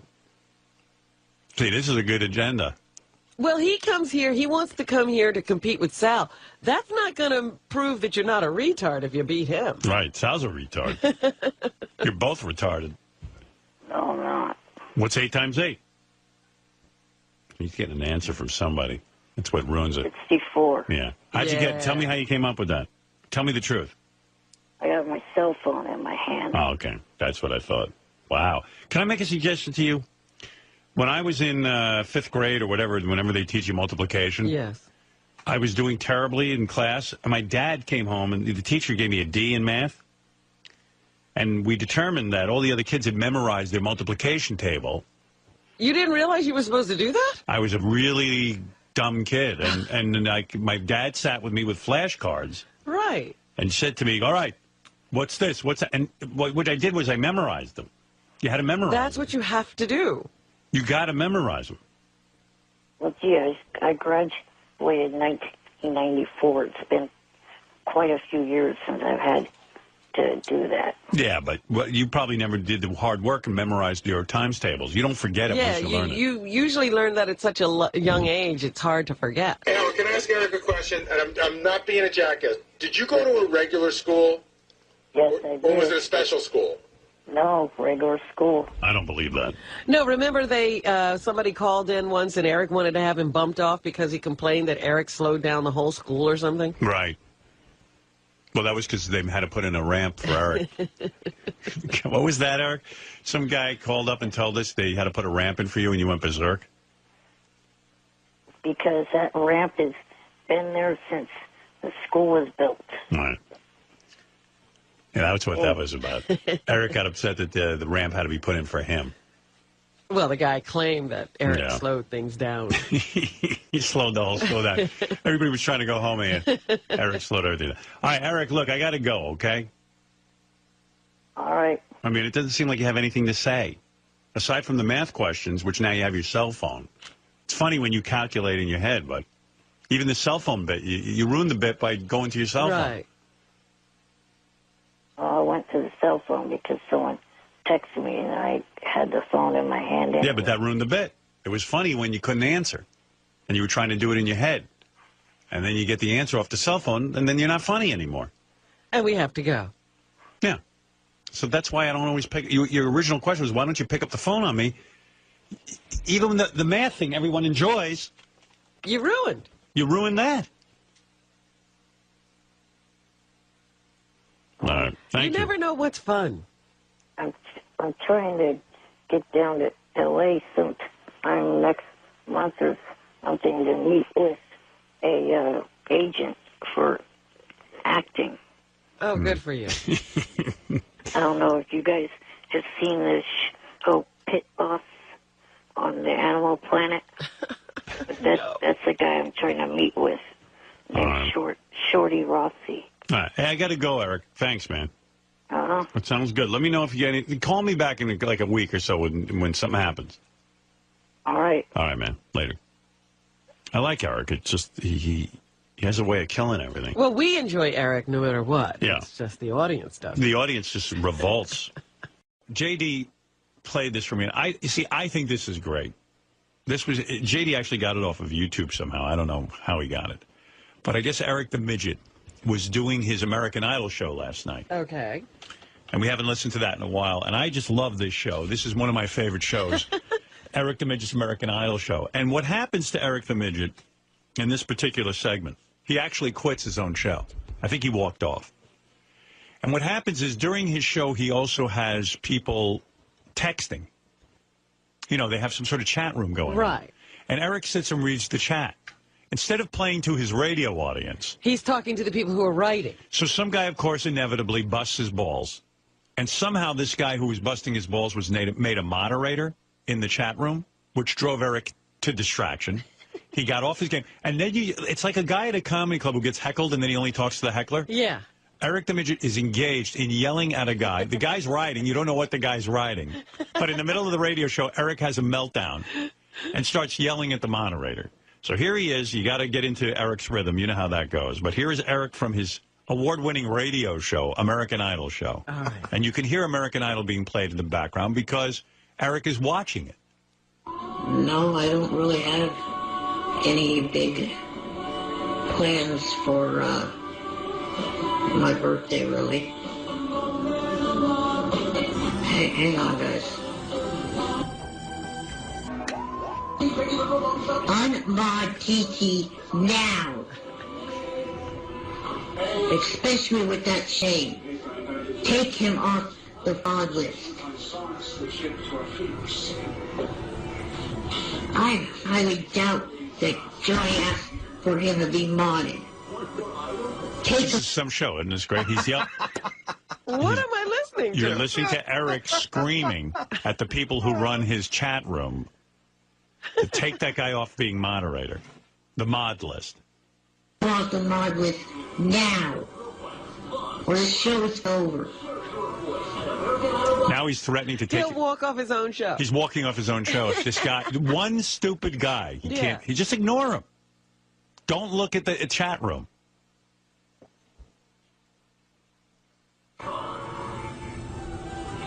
Yeah, right. You talk to Johnny, a piece of shit idiot. You have no idea what he's talking about. He doesn't explain to anyone. Now he's engaged in a fight with. At least read us what he's writing, so we Right. know what you're yelling about. Sounds like this guy's claiming he talked to Johnny Fratto. Right. Okay. Take that retard off the mod list.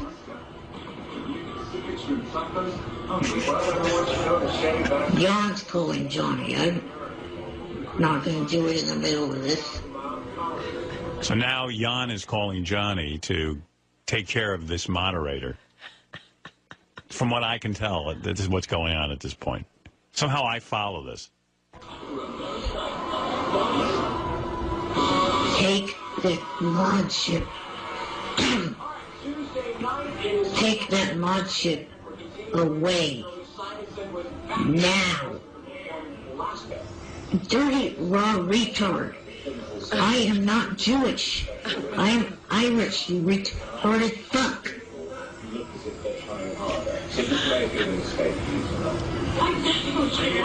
I'm not yelling as if it's retard or it's bad to be Jewish.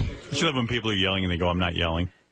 But he's not watching the show. He's supposed to be He's engaged in a war. commenting on the Idol show. And I guess somebody called him Jewish. Yes. Yeah, now he's getting got to upset correct about that. Yeah. Now, you've been in radio a long time. This isn't good radio. You tell Eric. This is like a bad phone call. I'm just yelling at because he's calling me something that I'm obviously not. Do I look at all Jewish? Not that it's bad. I look kind of Jewish. It's not But that wait great. a minute. Yeah. What does Eric look like? I mean, is that an Does he Irish look look? Irish? Yeah, I guess he looks Irish. Oh, please. Well, he maybe looks like a leprechaun. He looks midgetish. TT, stop with the bullshit, you idiot. Now other people are jumping in because they're getting a reaction from Eric.